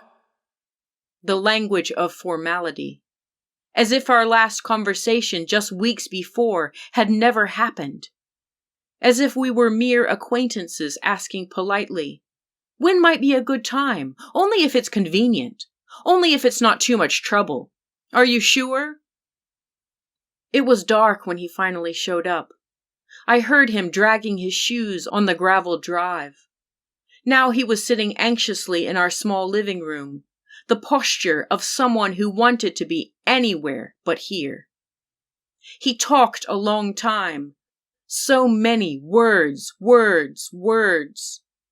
Though I can recall only a single set of syllables from his self-indulgent speech about my recent arrival. One word that dribbled cowardly out of his gaping mouth, putrefaction emitting in my direction from his self-satisfied face, which I now found unbearably abhorrent. Presumptuous. This is what he said. I'll never forget this word he pushed out of his mouth and flung towards me. This vile combination of sounds hovered about the room then, hanging over me. So ridiculous it seemed unreal. An apparition, surely. Had I simply imagined that he'd rearranged the universe in such a way that all we like planets orbited around him? His athletic man's body, his glowing personality, his importance, his popularity, his manhood. Even the mountain where we lived and studied was apparently his territory, all its fullness and those who dwelled therein. What was beneath all his posturing but arrogance and insecurity, all mixed and mingling together in a nasty narcissistic stew? I laughed. That's all I could manage in the moment, all that seemed appropriate. I could only laugh. How else could I express all that had led to this moment, all that history that I carried on my back, written into the book of my flesh, with me to this room, this minute? It was inexplicable. He could never have comprehended any attempt I might make at laying it out. We'd be sitting there for days. And what even would be the point? So I laughed. And yet, of course, this was absolutely everything he couldn't manage. How overwhelmingly unbearable for me to respond in such a way to something he'd said in all seriousness. When a certain kind of man speaks his mind, when he is serious about what he is saying and doing, there can be nothing more unacceptable than to be fodder for women's humor. No, no, no, he started up then again. You're misunderstanding me. Now he was gesturing in desperation at the empty space, summoning what? Who? The molecules of oxygen in the room? Some invisible allies he could conjure up by force of will? No, he said over and over. He didn't mean to say this or that. He meant it this way and that way. Didn't I understand the goodness of his intentions? He meant well. He waved as if at other people, shared acquaintances who weren't there. They would surely side with him. They would support him here and now. They would affirm his interpretation, his meaning. If only they were here to relieve him, to agree how wrong I was, and how very right was he. Look at this cloud of witnesses surrounding me. Watch them coming to my defense. I would not ease his suffering, and I did not. I no longer had it in me. He left then. No clarity between us except that word of all words and my emasculating laughter, still lingering in the room. Still, I had set something in motion. A few days after, a group of us met up to watch a film and order pizza. John hadn't invited me, nor I him. Yet there we were, together again in the same room. Someone brought out a deck of Would You Rather cards. John chose a spot on the floor in the corner opposite to me. Anything other than the risk of even the most superficial physical contact with me on the sofa. It's so sad, he can't even sit next to you, one of our friends said to me as we left. I shrugged then. What was this relationship but an enhanced form of separation? Two people agreeing to push each other away. What had it ever been but that? What even was love from all these men I knew, but special dispensation to treat one woman more cruelly than any other? Mere proof of their worthiness in the church's masculine mission. And then, finally, by accident, by divine intervention, by mere chance, somehow, John forwarded me an email thread between him and a man from his home church, a mentor. They were discussing John's feelings for me, his burgeoning interest in me, but above all, his reservations. His email included this line, which caught in my eye like a fragment of broken glass, sparkling violently from the screen, cutting my cornea, searing my optic nerve. I guess I've just always thought I'd end up with someone more attractive. Set before this pile of syllables, I breathed in sharply. I felt the formation of that familiar and rapid internal vacuum. My spirit seemed to abandon me briefly then. I knew the hollow of its absence. Another destabilizing moment of disassociation. Another in such a long line of similar signals. After reading the email a few times, enough to be confident I'd not imagined what I'd seen, I deleted it. My vision was forever changed. This too was a secret gift, as harsh and painful as it was. Here were heaven's small things revealing in full color John's grotesque and startling figure.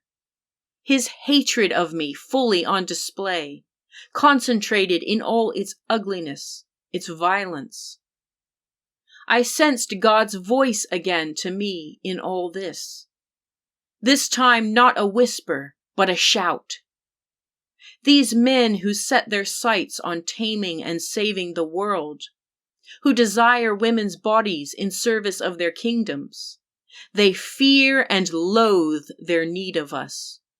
With force and severity, they will always end up laying hold of our shape, butchering and tearing our flesh, dividing our earthly substance from our spirit, dominating, dissecting, and consuming us. Upon our anatomy, they practice their cosmic preeminence. This is the only dynamic they know. How paradoxical it seems, absurd, even now, that the poisonous and degrading hate these Dominionist men confuse for love would, in the end, awaken in me a firmly rooted faith in the existence of and radical equality accomplished through God's wondrous, life-giving power, which unsettles and dismantles all human empires. In this happy place of peace, the first are now last, and the last first, a revolutionary rebalancing of all unjust scales. Naively, so many over the years have believed they could absorb me into their man wars. I leave all their loathing behind, empowered.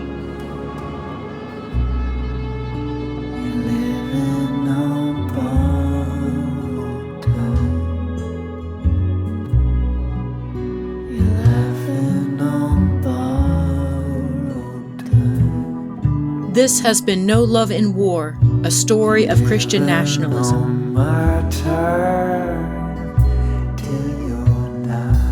If you have appreciated this free audiobook and would like to make a donation to the author, please visit this podcast's Spotify site.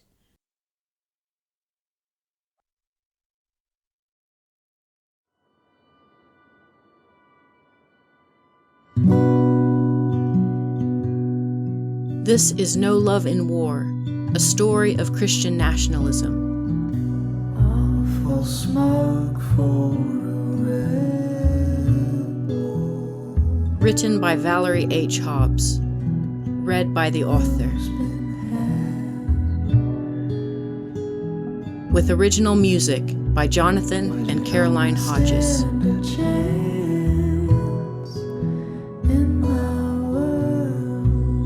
Originally published in open access print form by Mayfly Books.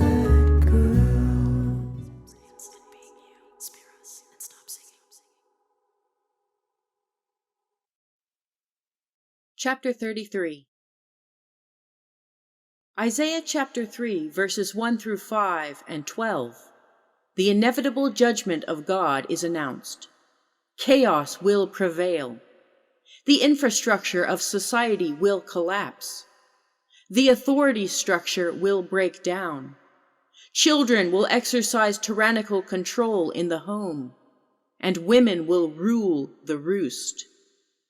Male irresponsibility is matched by female domination. Isaiah chapter 3, verses 16 and following, further, lists the characteristics of such dominating women. They call people's attention to themselves. They do so by the way they walk. They do so by the way they dress.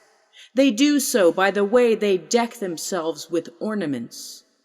The list of these ornaments seems endless.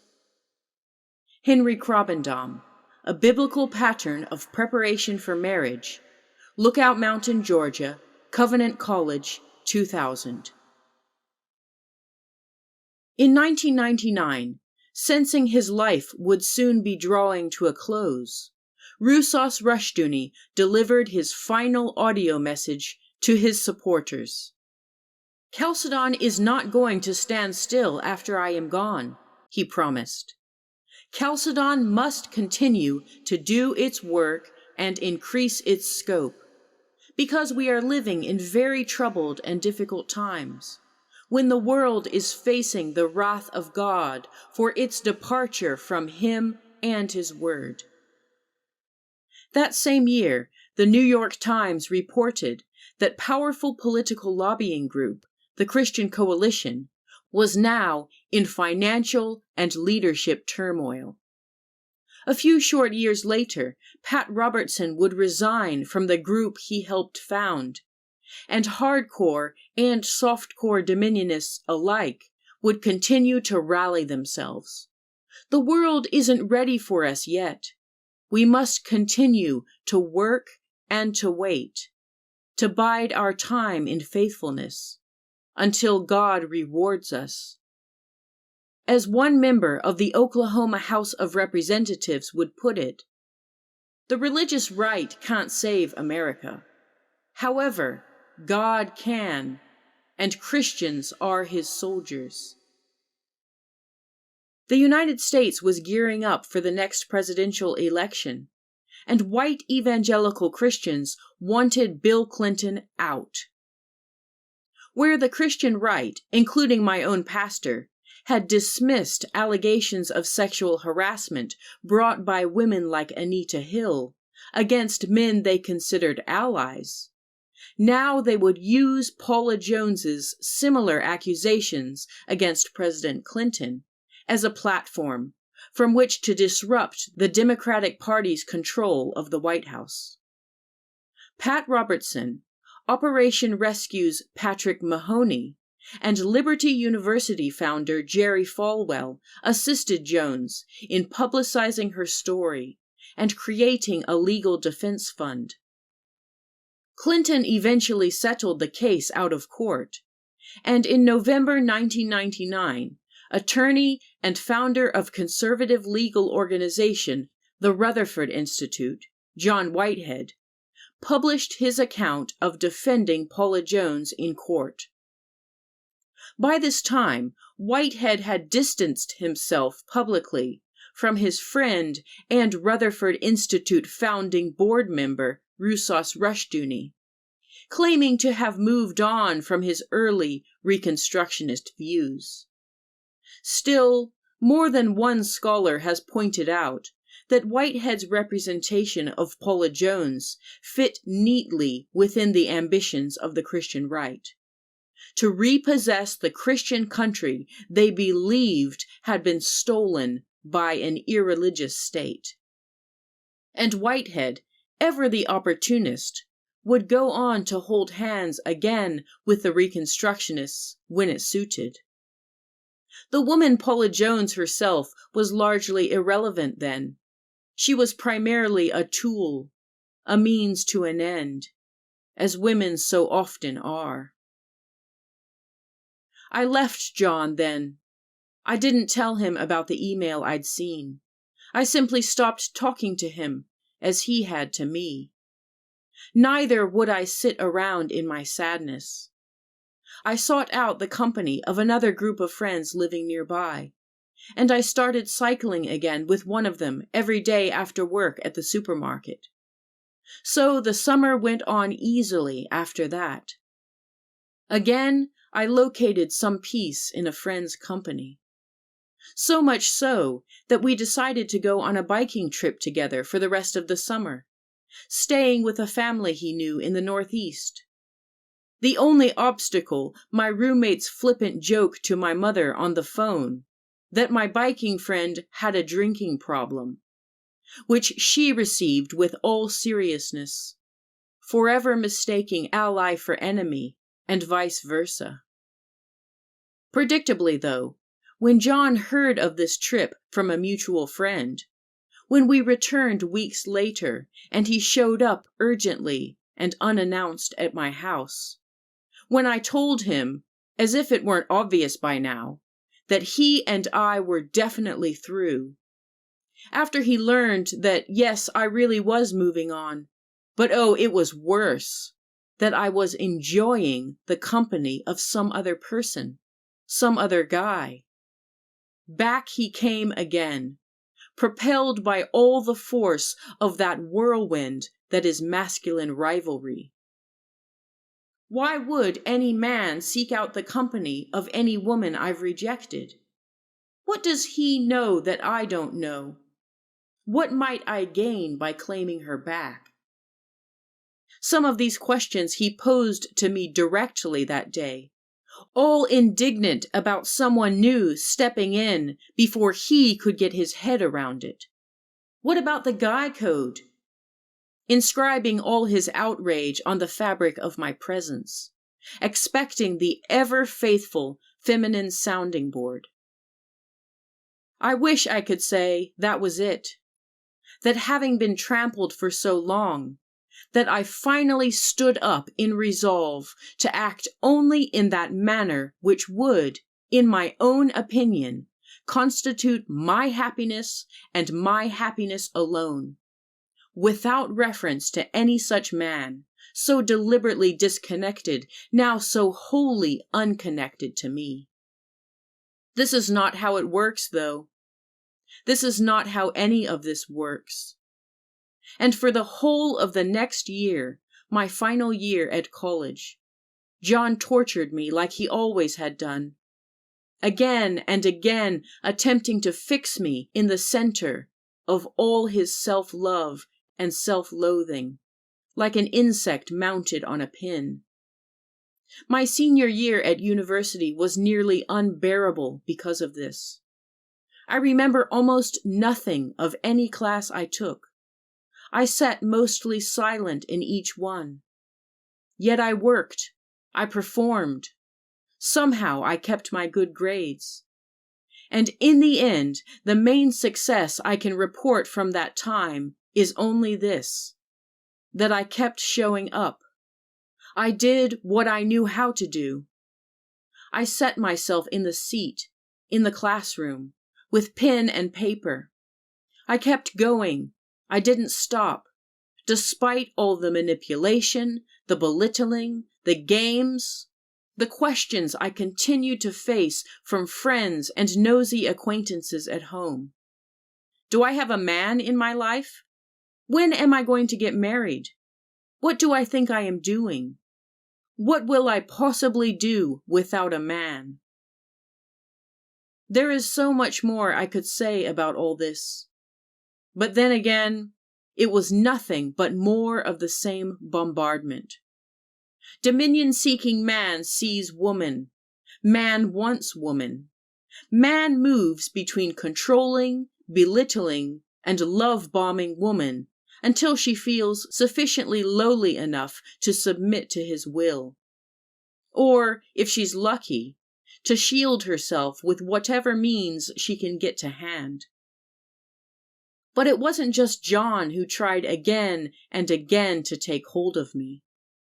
One weekend in the fall of that final year at college, Matthew and Luke were passing through town on their way to some climbing location and asked to stay the night at my house.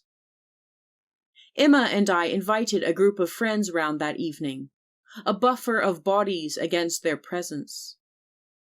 But Matthew and Luke dodged this. They set their terms, said they were going out with others and would come round in the early hours to sleep. By the time they arrived, it was late, and Luke sprung a surprise when I pointed to the couches. He insisted on taking my bed. He wouldn't drop it. And I was by then so tired. He challenged me. Are you really going to make a guest sleep on the sofa? A last-ditch attempt to re-establish some semblance of supremacy over me. Matthew showed no sign of supporting my outrage, but simply stood there, waiting for us to sort it out. So I gave in. Whatever, sleep in my bed, I don't care. Luke took this and took it further, not only sleeping in my room, in my bed, between my sheets and on my pillow, but he even closed the door to the living room, shutting me out of my bedroom, leaving me to wonder what he was doing in my most private of spaces. Matthew and I talked a bit into the night, he on one couch and I on the other. About what, I don't remember. Then, after several more long hours of anxious thoughts, I went to sleep. I pretended to be sleeping still when they got up early. I heard them whispering about whether or not to wake me. Should we ask her to come with us? Finally, they left, and I felt the flutter of a note placed on top of the blanket, a number to call if I wanted to meet them. After I heard their car reach the end of the gravel drive, I got up. I checked my room for any signs that Luke had gone through my things. I bagged up all the assaulted bedding and threw it outside. That new year was the start of the new millennium. Sociological paranoia, tinged with excitement, spread through American fundamentalism, through the various branches of Dominionism. Was it all finally happening? Jerry Falwell, who had presided at my brother's wedding the summer prior, broadcasted his prophetic vision, A Christian's Guide to the Millennium Bug, recorded on video for the masses, yours for the low, low price of $28. In the lead-up to the supposed crash of the world's banking systems, Reconstructionist Brian Abshire, recently declared a genius by our movement, recommended that we all begin stockpiling food, money, that we purchase a firearm. He personally recommended a semi-automatic 12-gauge shotgun, along with a concealed carry permit, if possible. Emma's mother, worried about our Y2K readiness, brought round a massive rainwater barrel and stacks of canned food, reassuring my own worried mother, who was herself stocking up. I learned later that, unbeknownst to me, Emma's Reconstructionist parents had given her a handgun, which she stored in our attic crawl space. On the evening of the world's destruction, we hosted a party, and my church elder's nephew David drove up to celebrate with us, encouraged by a friend who was engaged to one of my housemates. These two men insisted on sleeping at our house. David had brought a sleeping bag and claimed his territory on the floor of my bedroom, joking about how it was just me and him at the end of the world. He pulled out a journal he'd brought and read out lengthy portions of it to me, a jumbled mix of reflections on the complexities and struggles of his wealthy white man life. After a while, we went to sleep. I woke up at some point, and there he was in my narrow bed. In trying to drape my arm across his body, he'd stirred me awake. I mumbled something about having to use the bathroom, and slept the rest of the night with Emma in her room. He said nothing about it the following morning. He left, and Emma told me afterwards he'd tried a similar stunt with her one weekend, when she had stayed at his apartment one night with a group of friends. Somehow he'd made his way to where she was sleeping, and she woke up to him holding her hand under the blanket. I don't know what happened after that. I didn't ask, and she didn't tell me. He loves you, you know, David's friend told me. This is what they saw as love, the identification of a woman untouched and empty of other men, ready to be duly stuffed with their sex. Ready or not, here I come. On and on like this it went, until finally graduation approached. Though I tried to close the door on our relationship again and again, John pressured me successfully to invite him to senior banquet. On the night, my mother expressed her regrets to him. "I'm so sorry to hear we won't be seeing much of you after this," which prompted yet another of his identity crises. Another round of monologues in my living room that very night. Before graduation, one of the men's residence halls on campus planted the head and entrails of an animal they had butchered on one of the women's halls. Their latest homage to the sexual politics of meat in a long and rapidly escalating line of pranks they'd become known for. A few students were nominated to give departing speeches in the daily chapel service. One woman used the egalitarian veneer of her time at the podium to reinforce our call to go forth boldly and change the world. For our graduation ceremony, the speaker we selected from among us was a young man who would some years later appear in a Netflix documentary on the Fellowship, a right-wing Christian political organization pervaded by what one journalist would refer to as a stale whiff of viciously inadequate masculinity. And then came the date of one particular afternoon, when one of my English professors asked me into his office and suggested I apply for a place at a linguistics summer school. "You have promise," he said. "You could do more. You should try." These were words I'd rarely heard. Had I ever heard them?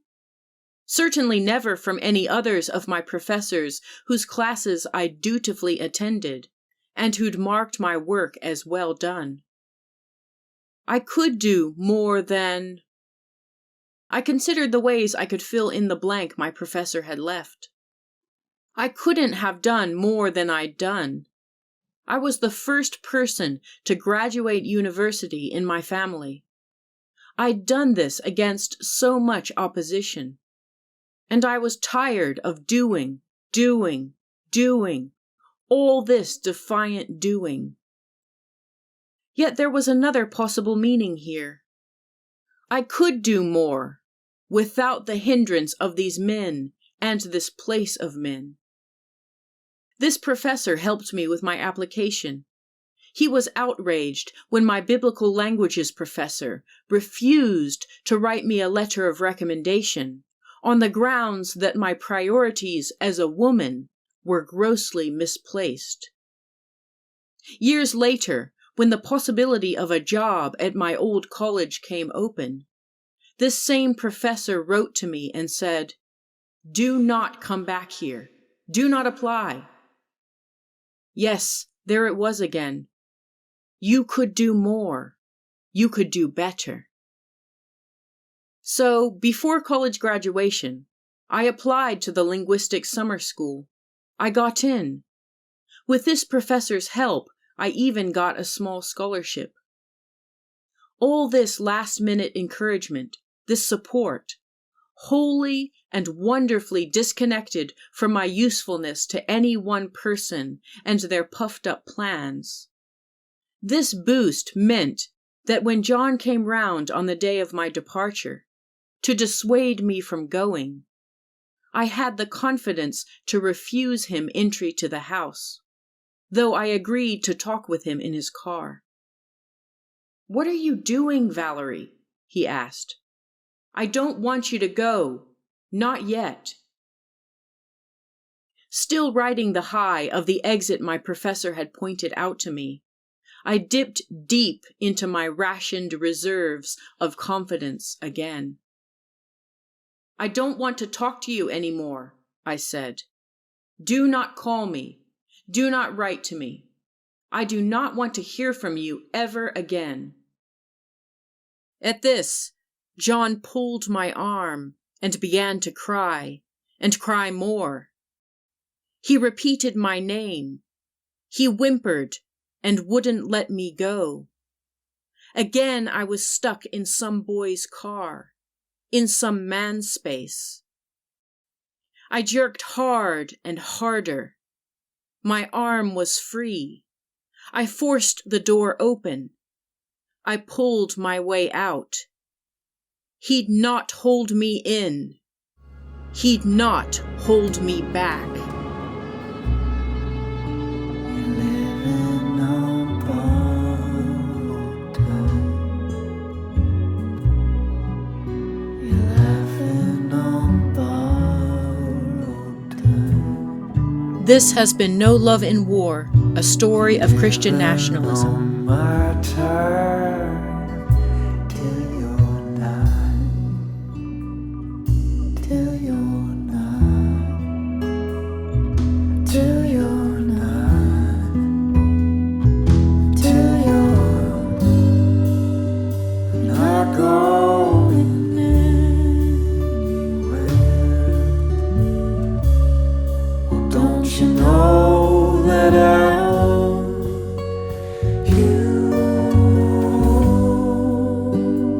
I've seen the works of your mind.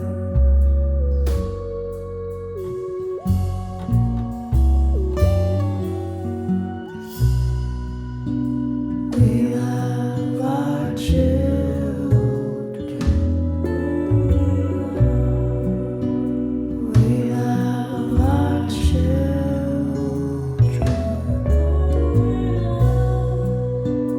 We love our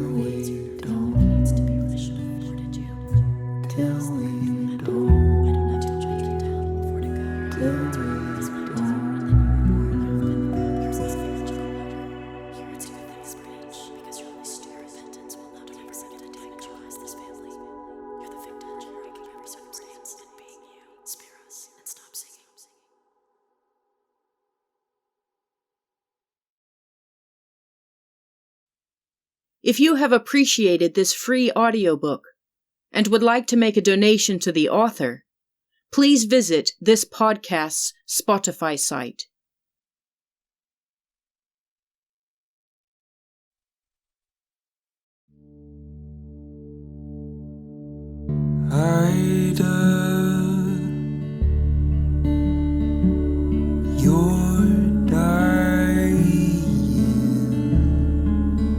This is No Love in War, a story of Christian nationalism.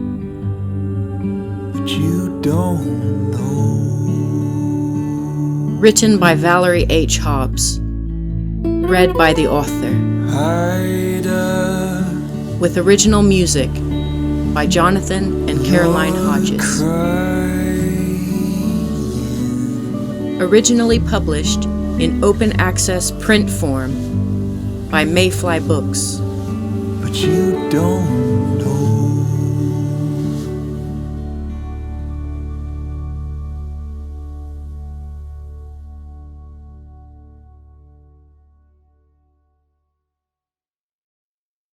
Epilogue, Part 1.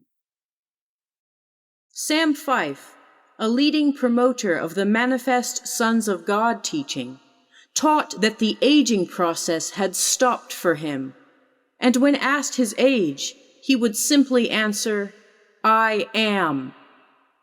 He assured people that he would never die, but was in the process of being changed into an incorruptible life. Kingdom Triumphalism, Let Us Reason Ministries, 2009. "Come back to the people who love you," one church leader said to me recently, after I exercised my right to withdraw my membership, when I again said no to being treated like an appendage in service of the vision of a gaggle of talking masculine heads. My family and I had left our church of 16 years because of safeguarding concerns, because of the sexism that bared its fangs when I began pointing out these matters, because we tried and failed to bring about change. She is just confused. such people tell each other. She's led her husband astray. It's only a matter of time before her woman feelings abate and she sees reason. Now, wait for the energetically lobbed love bomb, that excessive attention, admiration, affection, that pretense of kindness that aims to distract you from the memory of harm, of discrimination, to plaster over the cracks of cruelty. No, again, no. This vision of love is not the only one possible. It isn't the love I want. It is no love at all. When someone is harming me, claiming me, seeking dominion over me, my every no is a yes to myself, a yes to the truth. It is a yes to everyone else who is also being exploited and otherwise harmed. It is a yes to love, in which there is no fear. This form of radical love is often mistaken as selfishness and cowardice by people who don't know any better. At times, as the years have accumulated confidence, I've said no without fully understanding why. Hung up the phone on someone by instinct. Refused an in-person meeting on gut feeling. Removed myself from some cruel enclosure even before I can name its features. Before I can articulate any watertight argument to justify my exit. I am a sojourner. I am a sideliner. I am merely passing through. I have no allegiance to power-seeking spaces, these hungry dictators who cling to the night, the playbooks of kingdom warriors whose dwelling place is passing away. The strength of my impulse is sometimes enough. Choosing this is choosing dignity, tranquility. I flee, I leave things behind, destructive relationships, belongings, professional connections. Something is off. Something has been off, has gone fully off. I sense and smell it. I won't go back there. Never again.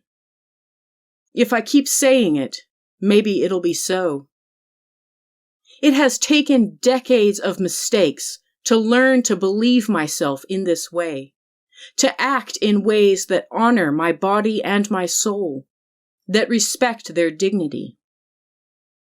One of the cruelest acts of vandalism in an abusive community is its defacement of love and the glorification of hate and violence that goes on in its place. So many times the internalization of this twisted substitution I've acted out unconsciously, accepting and even seeking so many selfish and all-consuming relationships, using others and allowing myself to be used by them in this desperate scramble to reclaim the world and locate my relevance therein. I regret the racism I internalized and have inflicted on other human beings, the pride, the judgmentalism, the endless striving after a certain version of aggressive excellence. I hate the lingering cargo I still carry of never being good enough. The false guilt that still lingers when I rest, when I enjoy seemingly useless pleasures frowned upon by people of evangelical authority. When I ask for help, when I stop, when I give up, when I move on, when I accept what's good enough for now. Months after we left our church, our elder contacted us again by email. He said it was clear to him now that we really weren't coming back after all. Do you see how that works? Why can't she just get over it? We prayed for her healing. Why haven't her feelings subsided?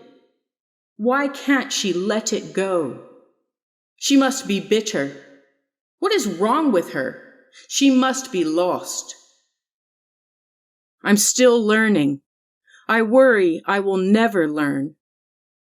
A few years ago, I attended an online meeting with a Christian academic who was interested in a collaboration. We'd emailed before, but this now was our first face-to-face conversation. I learned we are about the same age, though unlike me, he's never held a permanent post in academia. We talk about our partnership. He emphasizes that in our shared work, he will be project lead in name only, that we'll never publish anything as collaborators without full agreement, that we'll split the work evenly.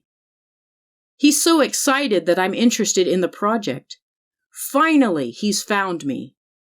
He talks about his advocacy, his concern for justice.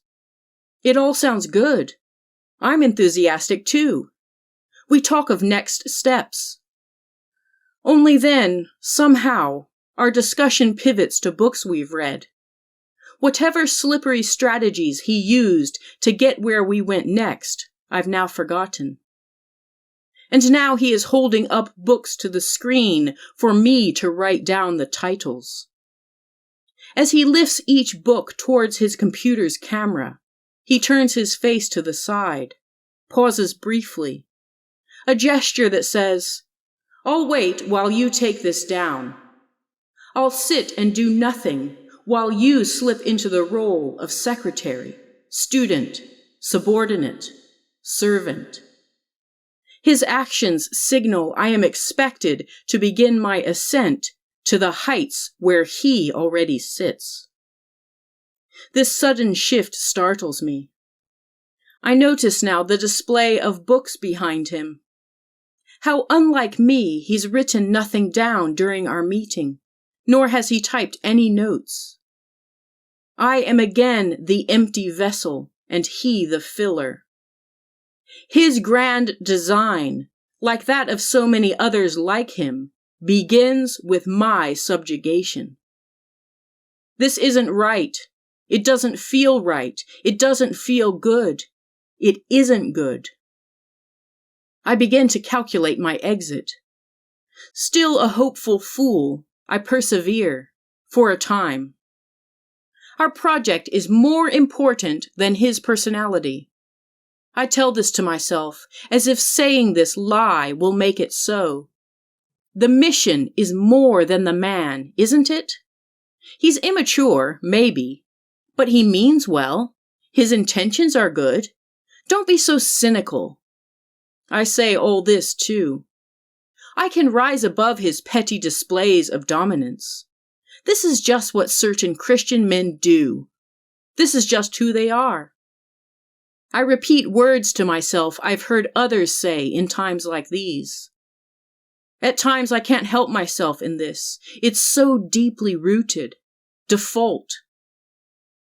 But when finally I have doled out every cheap grace beneath my dignity, when at last I have admitted to myself that I'm here again, here where I've said I'll never again go, not ever, finally I say no. I again exercise my agency of leaving. I say to him, we will be equal partners or we will part ways. This he would tweak for future audiences. She made an ultimatum, so we let her go. To be let go is not the same as leaving. Still, it's ambiguous enough to be useful when talking about an act of leaving that the person left behind experiences as rejection, since this phrase's meaning is in the eye of the beholder. To let a person go is sometimes to terminate them, to expel them legally from employment. It doesn't pack the punch of, "You're fired." That phrase is reserved for the worst offenders. To let go is strategically soft. By the authority vested in us, by and through us, we've decided you should leave, and so you may leave. There's the door. You may now go to hell. You may. this company, this church, this organization, this relationship.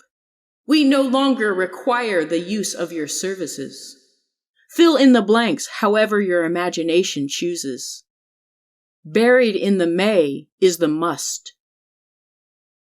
Oh, but that's not the meaning I intended, my former colleague might say, if pressed.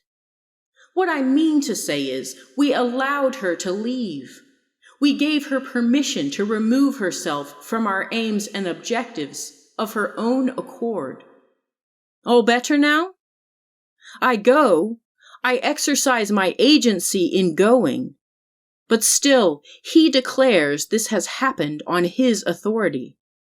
Not only he, but the collective we on whose behalf he speaks. All we plural who agree have released the latch. The righteous we now against the unrighteous me. Now I by myself am able to make my exit. Men sometimes say such things when they know they cannot force a woman to return, when they must talk in ways that signal that it was something that happened only because they permitted it. They speak as bosses, as directors, as rulers, as generals and judges, as the kings they imagine themselves to be. We'll allow it. One example I've heard from time to time, I allow my wife to work, falls from the lips of men who expect me to marvel at their permissiveness over their subjects. Look what I let her do. Look where I grant her the authority to go. But perhaps he won't allow it. Perhaps he doesn't want to accept what her leaving means. If a person who leaves is perceived as still within reach, still vulnerable, still dependent, if a man still perceives his reputation for reigning to be dependent upon her staying, if he still wants her, wants to feel his power over her, he might show up unexpectedly at her new place of residence. He stalks her, becomes chummy with her friends, finds out her schedule. Luke continued to do this, even up until mere weeks before his own wedding to someone else from our church school. I was then working at an insurance company. He somehow got hold of my work number and rang me. One final check to see if I'd reconsider. Surely now she regrets the words of rejection she said to me all those years before. Surely seeing me slipping away, she has seen sense. How did you get this number? I asked him. I never reveal my sources, was his reply. Another of those flippant faux jokes that masks the man right to withhold information, to conceal man military strategy. I wasn't to know how he tracked me. Now as I'm writing, I'm remembering more. That this carried on even beyond the state of his marital union. He traveled up without his wife one weekend to where I was living. He showed up at my church. Another time he left messages on my home phone. Here I am, just putting some salmon on the grill, thinking of you. I left, but I could never leave the kingdom of his thoughts. When there are children involved, where before a man was uninvolved with his own kids, a mostly absent and disinterested father, now he might appear suddenly attentive, challenge their mother's parenting.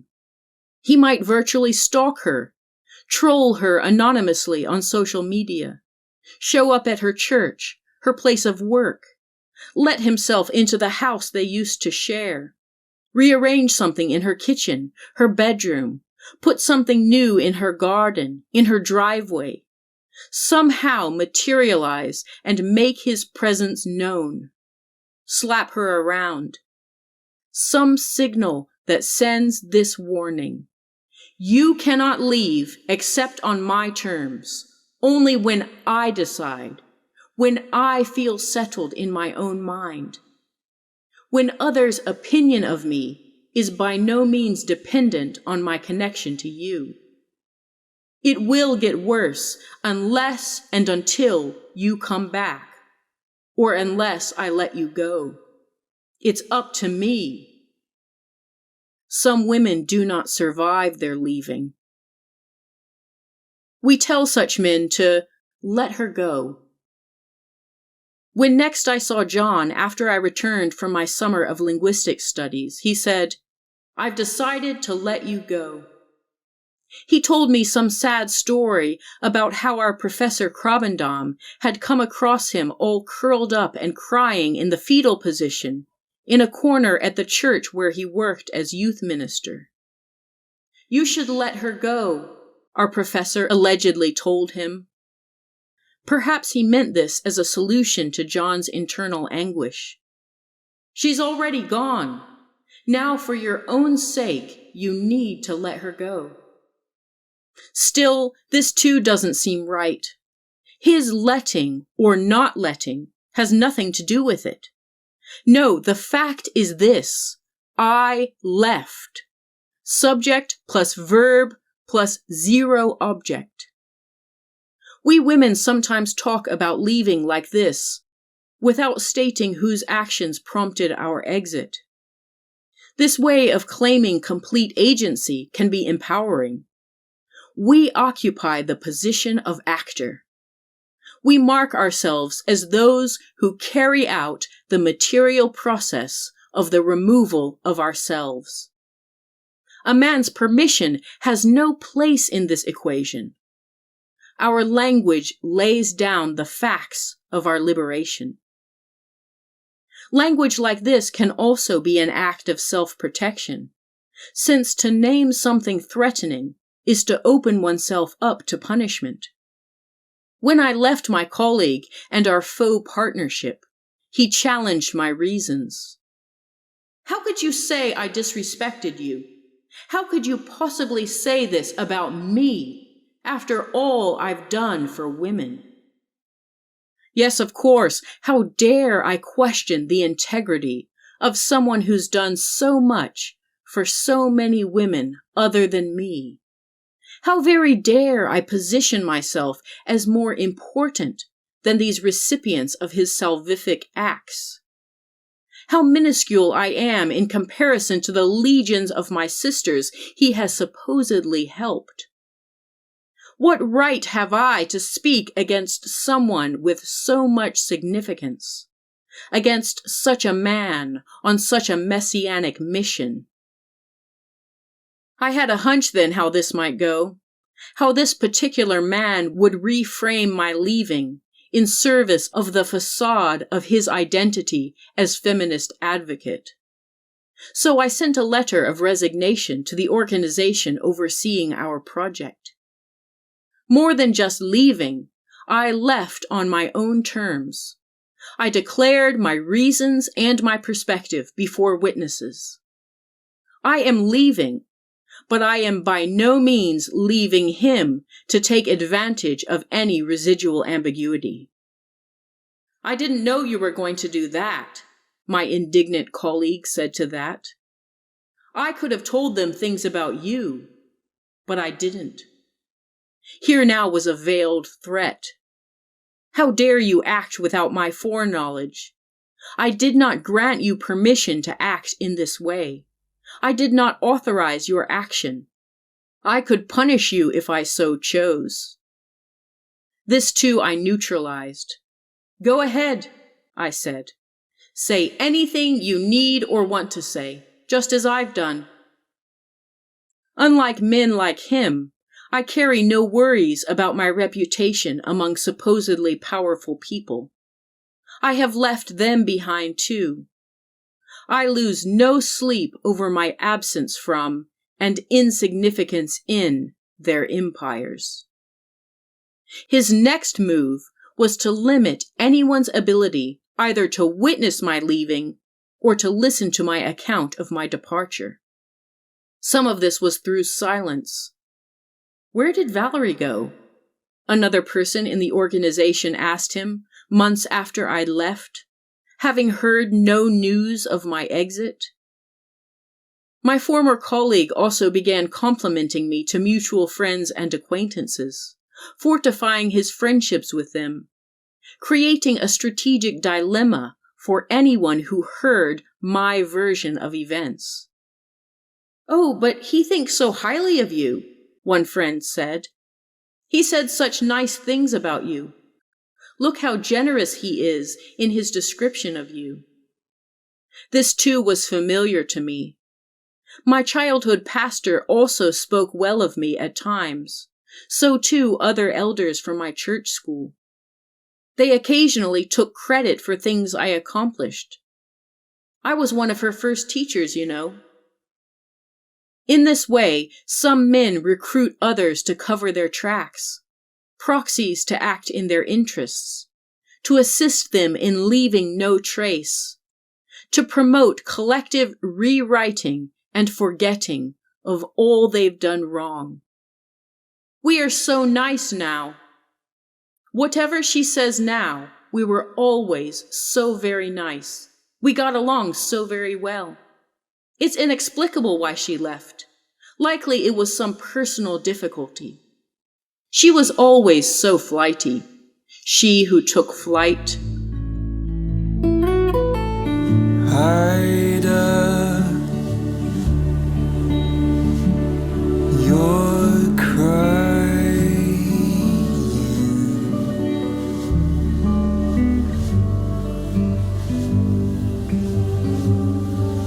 but you don't know. This has been No Love in War, a story of Christian nationalism.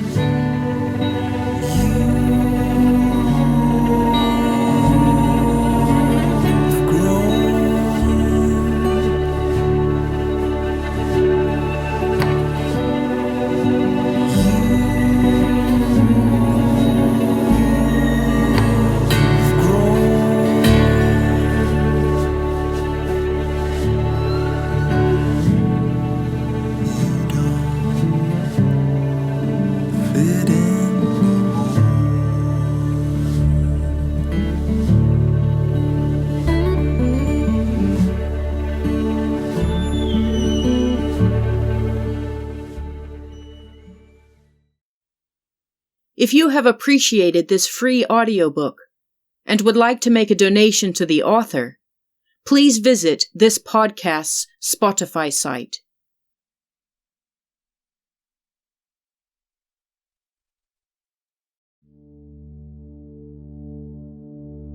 Ida, you're dying. This is No Love in War, a story of Christian nationalism. But you don't know. Written by Valerie H. Hobbs. Read by the author. Ida, With original music by Jonathan and Caroline Hodges. Originally published in open access print form by Mayfly Books. but you don't know.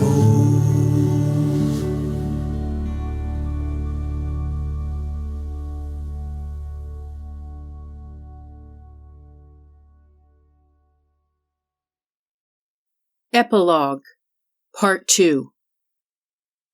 For Chalcedon, the work remains clear and unchanging. Although the times in which we live are changing, there is nothing we are facing that wasn't spelled out presciently in the teaching and writing of R.J. Rushdoony. Chalcedon editorial: Christian Reconstruction versus Social Justice Warriors. Faith for All of Life, May-June 2017. And what about when power-hungry people leave? What are the ways they formulate the narrative of their own leaving? My childhood pastor was eventually challenged in an inevitable power play he'd modeled for years. By that time, he had already sold our hallowed church school building, property prices in the area having skyrocketed. He then also sold the Dominion-seeking school itself, without consulting the headmaster, his close friend and church elder. By the way, you're now out of a job. Our original church school was razed to the ground after that. A fitting end, perhaps. A few years later, spying some vulnerability, some in my childhood church eventually rose up to shoot our pastor down, seemingly keen to take his place as pack leader. Our pastor played his final move. He declared the courts of his own kingdom illegitimate. He stormed out of the church he'd founded before anyone could question him. He left before any could make him leave. His mentor, R.J. Rushdoony, had already died by then, in 2001, the year I started graduate school. A few months before his death, Rushdoony wrote a short treatise on death and dying, which directed his followers to concern themselves not with heaven, not with life after death, not with the resurrection, not even with eternity, but rather with God's commandments, the law. We live in a world of death because of sin, and we have a duty to overcome sin and death through Jesus Christ, he declared. And who better equipped to instruct us in the way of these kingdom commandments but Rush the scribe, Rush the prophet, Rush the champion? There is nothing we're facing that wasn't spelled out presciently in the teaching and writing of R.J. Rushdoony. His followers would later reassure themselves in the unsettling aftermath of his leaving. There is nothing more important to Babel builders than being absolutely correct in their calculations. They refuse to take reproof. They make their faces harder than rock. Some will resort to even more extreme measures to control the narrative of their leaving, to prolong their preeminence over the people they've left. "I'm just not going to leave," Trump told one aide after losing the 2020 presidential election to Joe Biden. "We're never leaving," he said to another. "How can you leave when you won an election?" Some set the goalposts of dominion so high that they defeat even death. In 1979, the same year my family left Alaska, movement cult leader Sam Fife perished in a plane crash in Guatemala, along with 3 of 5 other passengers on board. He was 54. According to newspaper reports, Fife and his fellow travelers had just completed a visit to the Quiche Theological Institute in Totonicapán, and their plane had hit bad weather shortly after takeoff. Fife had for some time been manufacturing a myth about his immortality. As part of this, he stopped revealing his age, even when directly asked. After his death, then, his followers faced a conundrum. How could they reconcile Fife's promise never to leave with the fact of his leaving? In the spirit of Fife's declaration that his divine body would never decay, the movement cult's official line about his death was this: that Sam had achieved such a level of perfection, he could no longer be on this earth.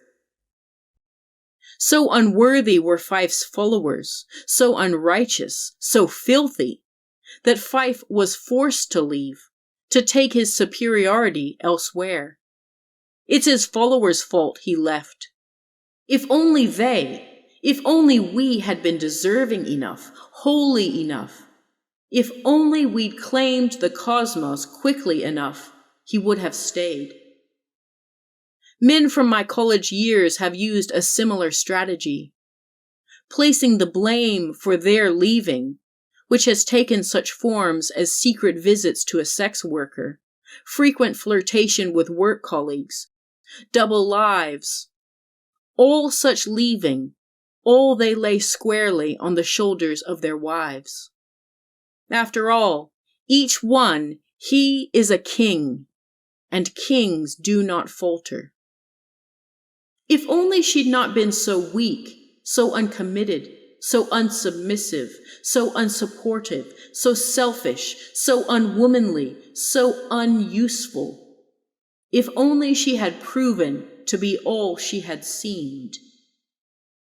The idea of Sam Fife's saintly status fueled speculation among some, similar to conspiracy theories that circulated after the death of Larry McDonald, similar to held-out hopes that Trump had actually won his second election, that Fife had not in fact died at all, but was living elsewhere, perhaps among a people as worthy as he. Perhaps we too might one day go there, if only we are holy enough. Fife's successor was a man called Buddy Cobb, whose teaching affirmed and extended the goal of sinless perfection, total and complete obedience to God, by which we will achieve eternal life. Though numbers have dwindled in the movement, some of Fife's farms are still not only running, but by some noticeable measures, thriving. A rather sketchy convention center and airport connected with the cult is still in operation in Georgia, USA, run by Darrell Cobb, Buddy's son. But there has also been further scandal. Another of Fife's close associates, involved in the purchase of the land for settlement in Alaska, a man called Douglas McLean, along with his son by the same name, have over the years been exposed as career criminals, with currently more than $7.8 million in civil judgments against them. Among the crimes they have been accused of are preying on terminally ill patients, some of them elderly, with promises of a miracle cure called immunosine, derived from goat's blood, for HIV, cancer, multiple sclerosis, and other grave illnesses. 5 years into investigation into their dealings, their crimes attracted some attention worldwide, since one of the McLean's blood drug co-conspirators, Stephen Ferrone, is, oddly enough, married to the actor Vince Vaughn's mother. This was seemingly bizarre enough to reach my newsfeed in England. But what struck me, more than this celebrity link, was that during this period, when this former friend of my parents, Doug McLean, was peddling his snake oil, the husband of one of my church school friends died of cancer, while waiting in desperate hope for a similar so-called miracle drug to be delivered. How enigmatic are these seeming coincidences, when our lives move in circles like this. The tides flow in and out. The sun rises and sets. On its circular course, the wind returns. To the place where the rivers flow, there they flow again, taking us back to where we started. So there is nothing new under the sun. In 2016, Buddy Cobb's granddaughter, Ange, confronted him on film about the abuse she and others had suffered as part of the movement community. She asked him why he hadn't done anything to confront the people who harmed so many children. What are you going to do about all the abuse? Why don't you get rid of the people that are abusing? Cobb's reply, several times repeating himself, is one of immediate distancing. None of that there has anything to do with him here. And anyway, nothing happens except what is the will of God. His granddaughter presses him. So everything that happened to those kids was God's will? Absolutely, he says, smiling, gesturing. Everything is going according to the will of God. That's so they can see what evil is like when evil has its day. Do you see? Even their harming you is a lesson, allowed by God, that you might understand what consequences you face if you turn away, if you presume to know what's good for you, if you mark yourself as an ally of the enemy, if you let them down by leaving. Why don't you just leave? Why didn't she leave? This is another way we talk about leaving, assuming complete liberty to go and come as we please. It's so easy. Just pick up your things and go.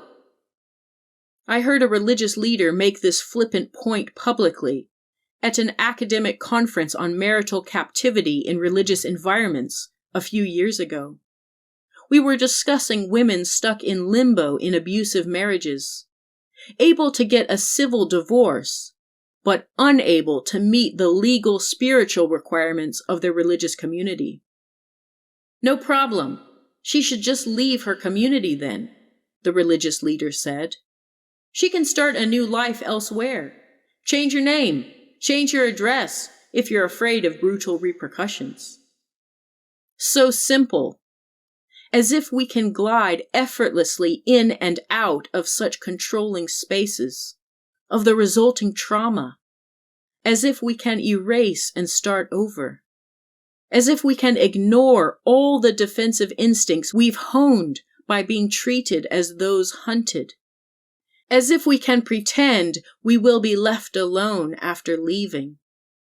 As if there are not those who refuse to let us go.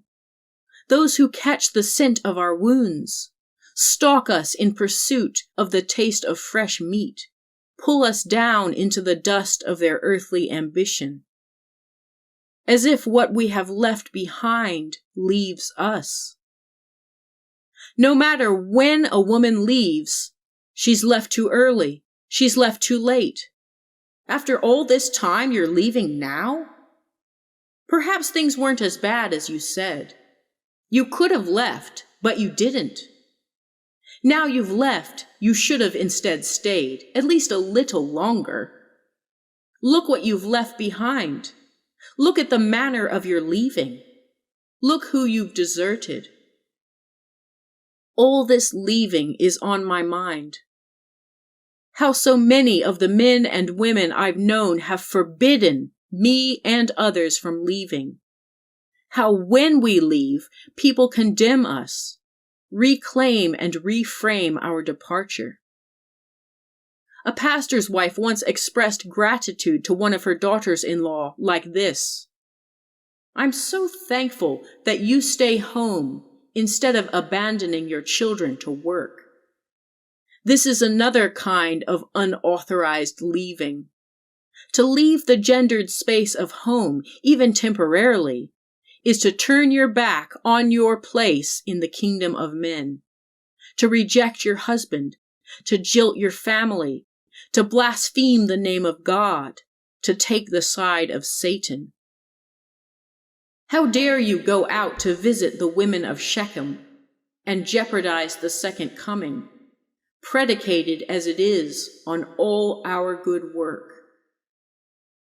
A friend reported a story of when she visited the church of my first youth leader, where he'd introduced himself to her with this single question: "So, do you work outside the home?" With all such words, they scan us women up and down. They prepare to approve or disapprove. They reel us in. They rebuke our unacceptable leaving from the center of domesticity where we belong and serve, the launching pad of all their dominion. So many people I know, my friends and family members even, have suffered through many dysfunctional relationships, sold to them under the guise of a woman's domestic purpose. So many of my childhood friends and acquaintances church leaders and sons of church leaders, men I knew at college and at many other such places since, are torturing their wives with self-centered sex, marital rape, silencing our expression of anger, controlling our access to money, deliberately sabotaging our relationships with other people, indulging in secret intimacies with our friends, flirting with anyone and everyone while withholding connection from the one they vowed to love forever. More than a few are criminals. Some are stalkers. Some abuse animals. Some are physically violent. Some are rapists.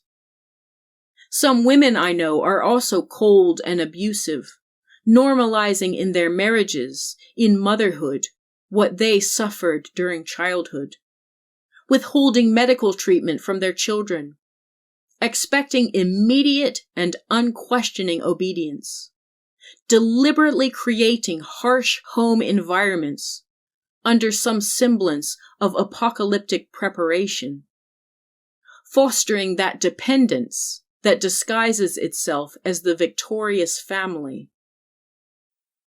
Andrea Dworkin, in her book Right-Wing Women, captures this dynamic insightfully. Quote, "She conforms in order to be as safe as she can be. Sometimes it is a lethargic conformity, in which case male demands slowly close in on her, as if she were a character buried alive in an Edgar Allan Poe story. Sometimes it is a militant conformity. She will save herself by proving that she is loyal, obedient, useful, even fanatic in the service of the men around her. She is the happy hooker, the happy homemaker, the exemplary Christian, the pure academic, the perfect comrade, the terrorist par excellence. Whatever the values, she will embody them with a perfect fidelity. The males rarely keep their part of the bargain as she understands it, protection from male violence against her person. But the militant conformist has given so much of herself, her labor, heart, soul, often her body, often children, that this betrayal is akin to nailing the coffin shut. The corpse is beyond caring. Women know, but must not acknowledge, that resisting male control or confronting male betrayal will lead to rape, battery, destitution, ostracization or exile, confinement in a mental institution or jail, or death." End quote.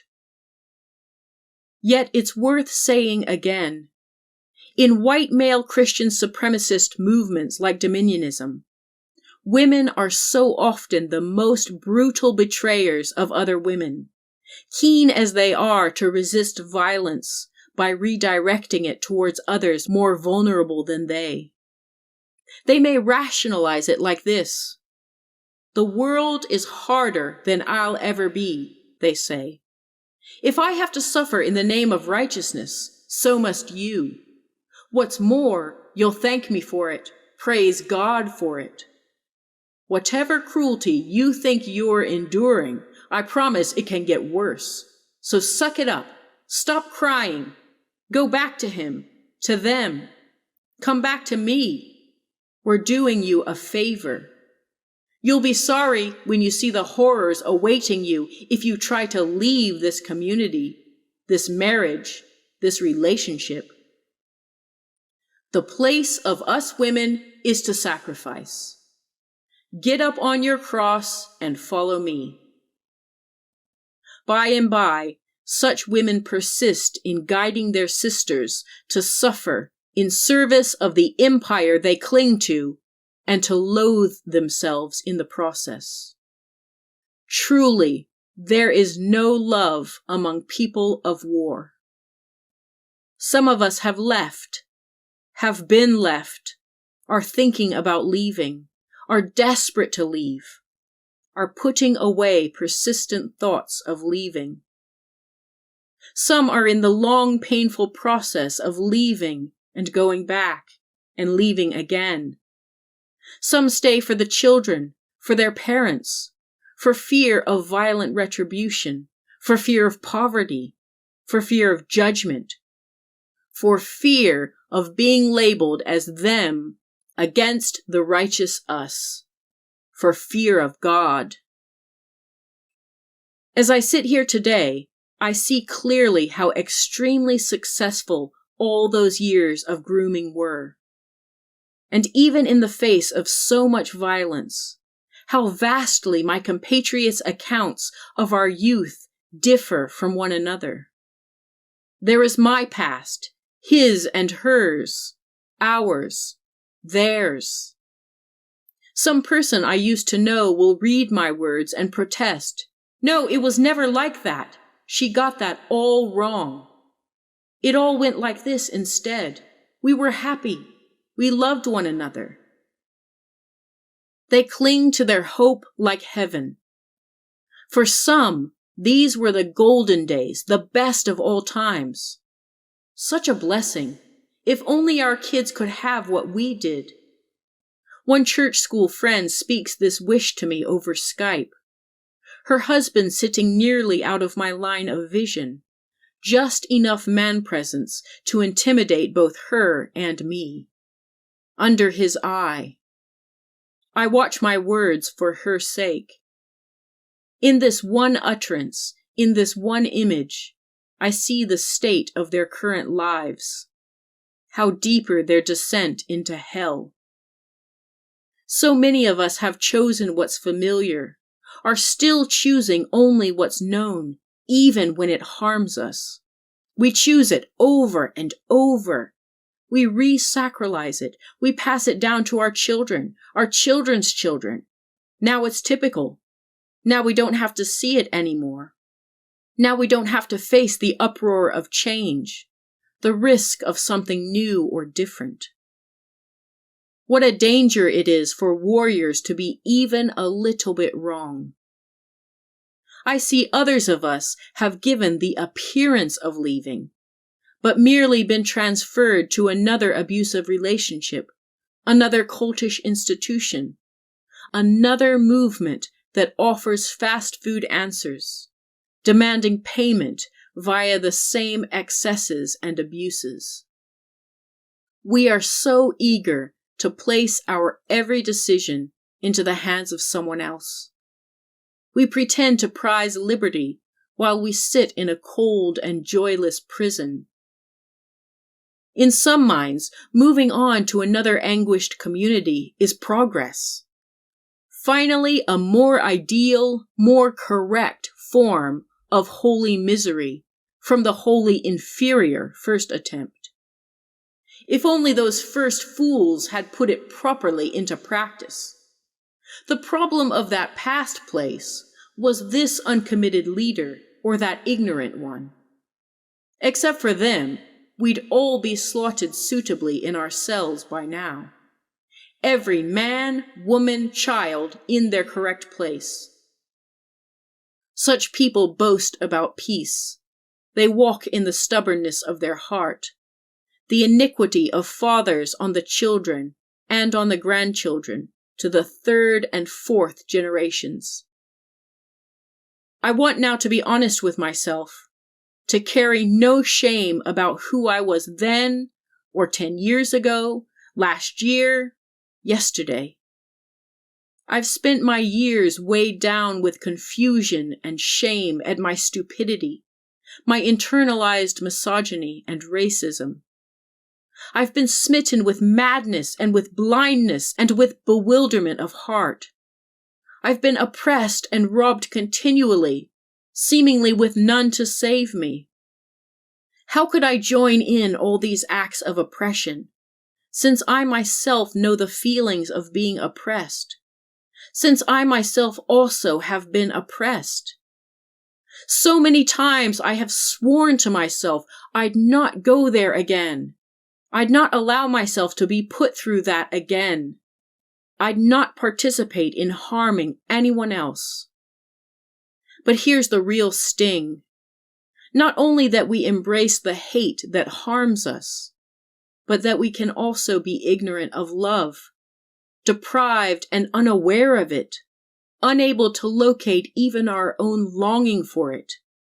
This is what all the arrogance, the chilling cruelty and violence, the endless accumulation of wealth and influence and power of each and every Dominionist theology, what all this empire building ultimately robs us of, the stunning mystery of intimacy and connection, of gentleness and dignity, of complexity, of knowing and being known, of letting go, of reveling in beauty without calculating its kingdom purpose.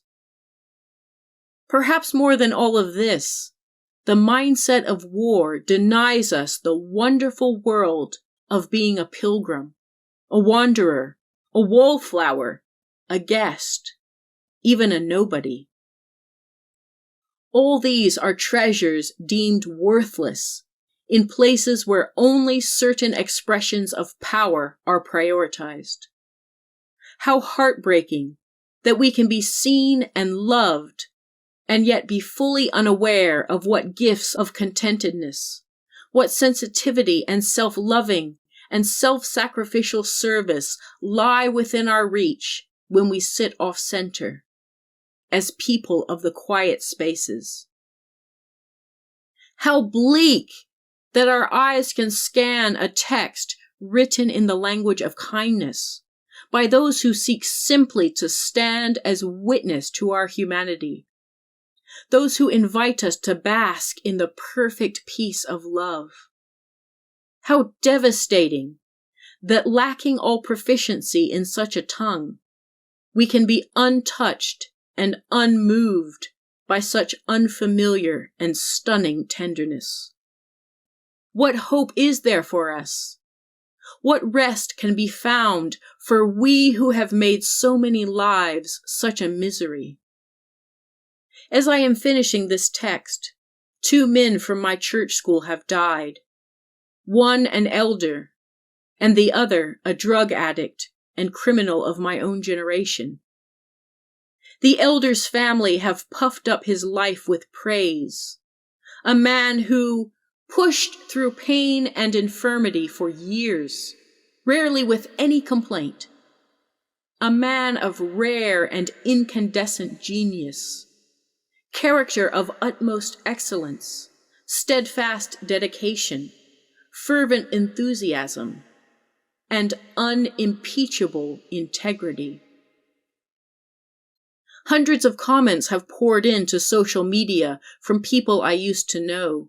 This obituary has invigorated their faith in the kingdom that broke so many backs. What a life well lived, they say. What a shining testament to our city of men. No one speaks of the death of the boy who was filmed playing in the church school parking lot for Bill Moyer's film about Christian Reconstructionism all those years ago, whose life, like mine, was poisoned by so many abominable demands. His death lingers in the shadows of our history, for so many an acceptable casualty, tolerable collateral damage in our endless brutal war. I'm sick to death of so many empty and insecure expectations. The hasty promise that things will be fine, it'll all work out, we will all win, just stay positive, chin up. If we work hard enough, if we have enough faith, if we ourselves are enough. All the rushing past grief with the peace, peace, peace. Regardless of where I am now in my life, the joy and contentment I have located, the anger I have learned to accommodate, the rage that no longer rules over me, I want to sit a while here in the sinking sand of so much suffering, in all our grief, in our every sadness, our affliction and our wandering, the bitterness and the gall. For this I put on sackcloth. I lament and wail. In the face of so much enforced forgetting, I will hold on to the memory of all our devastation. I will meet its angry eye. I will not look away.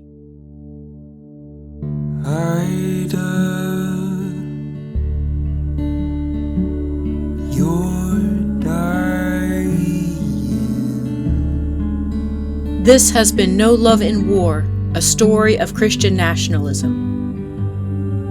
But you don't know.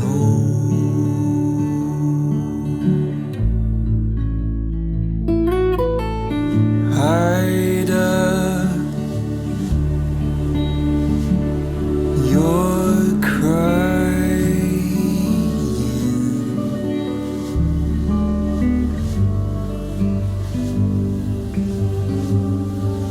but you don't know.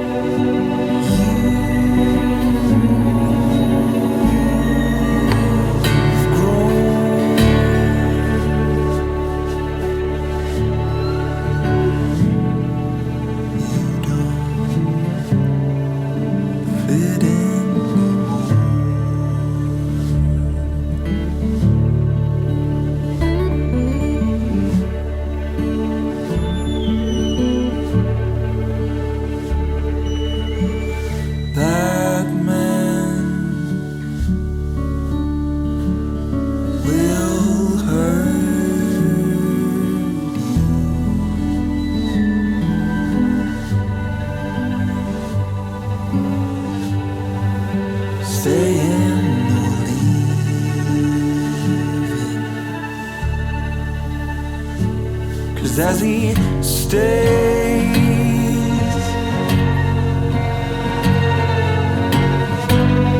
you bleed, you dry, but when he leaves, oh, you wish for one more goodbye.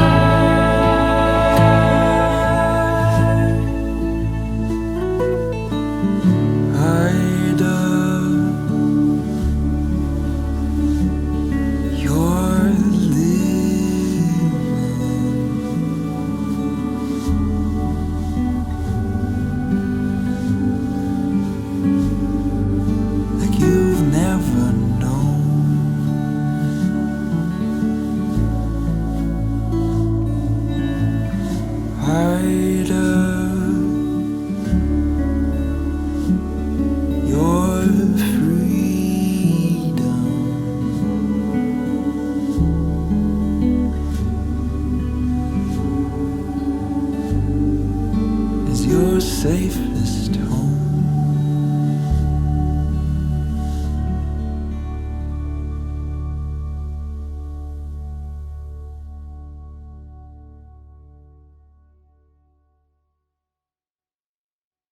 This concludes No Love in War, a story of Christian nationalism. If you have appreciated this free audiobook and would like to make a donation to the author, please visit this podcast's Spotify site.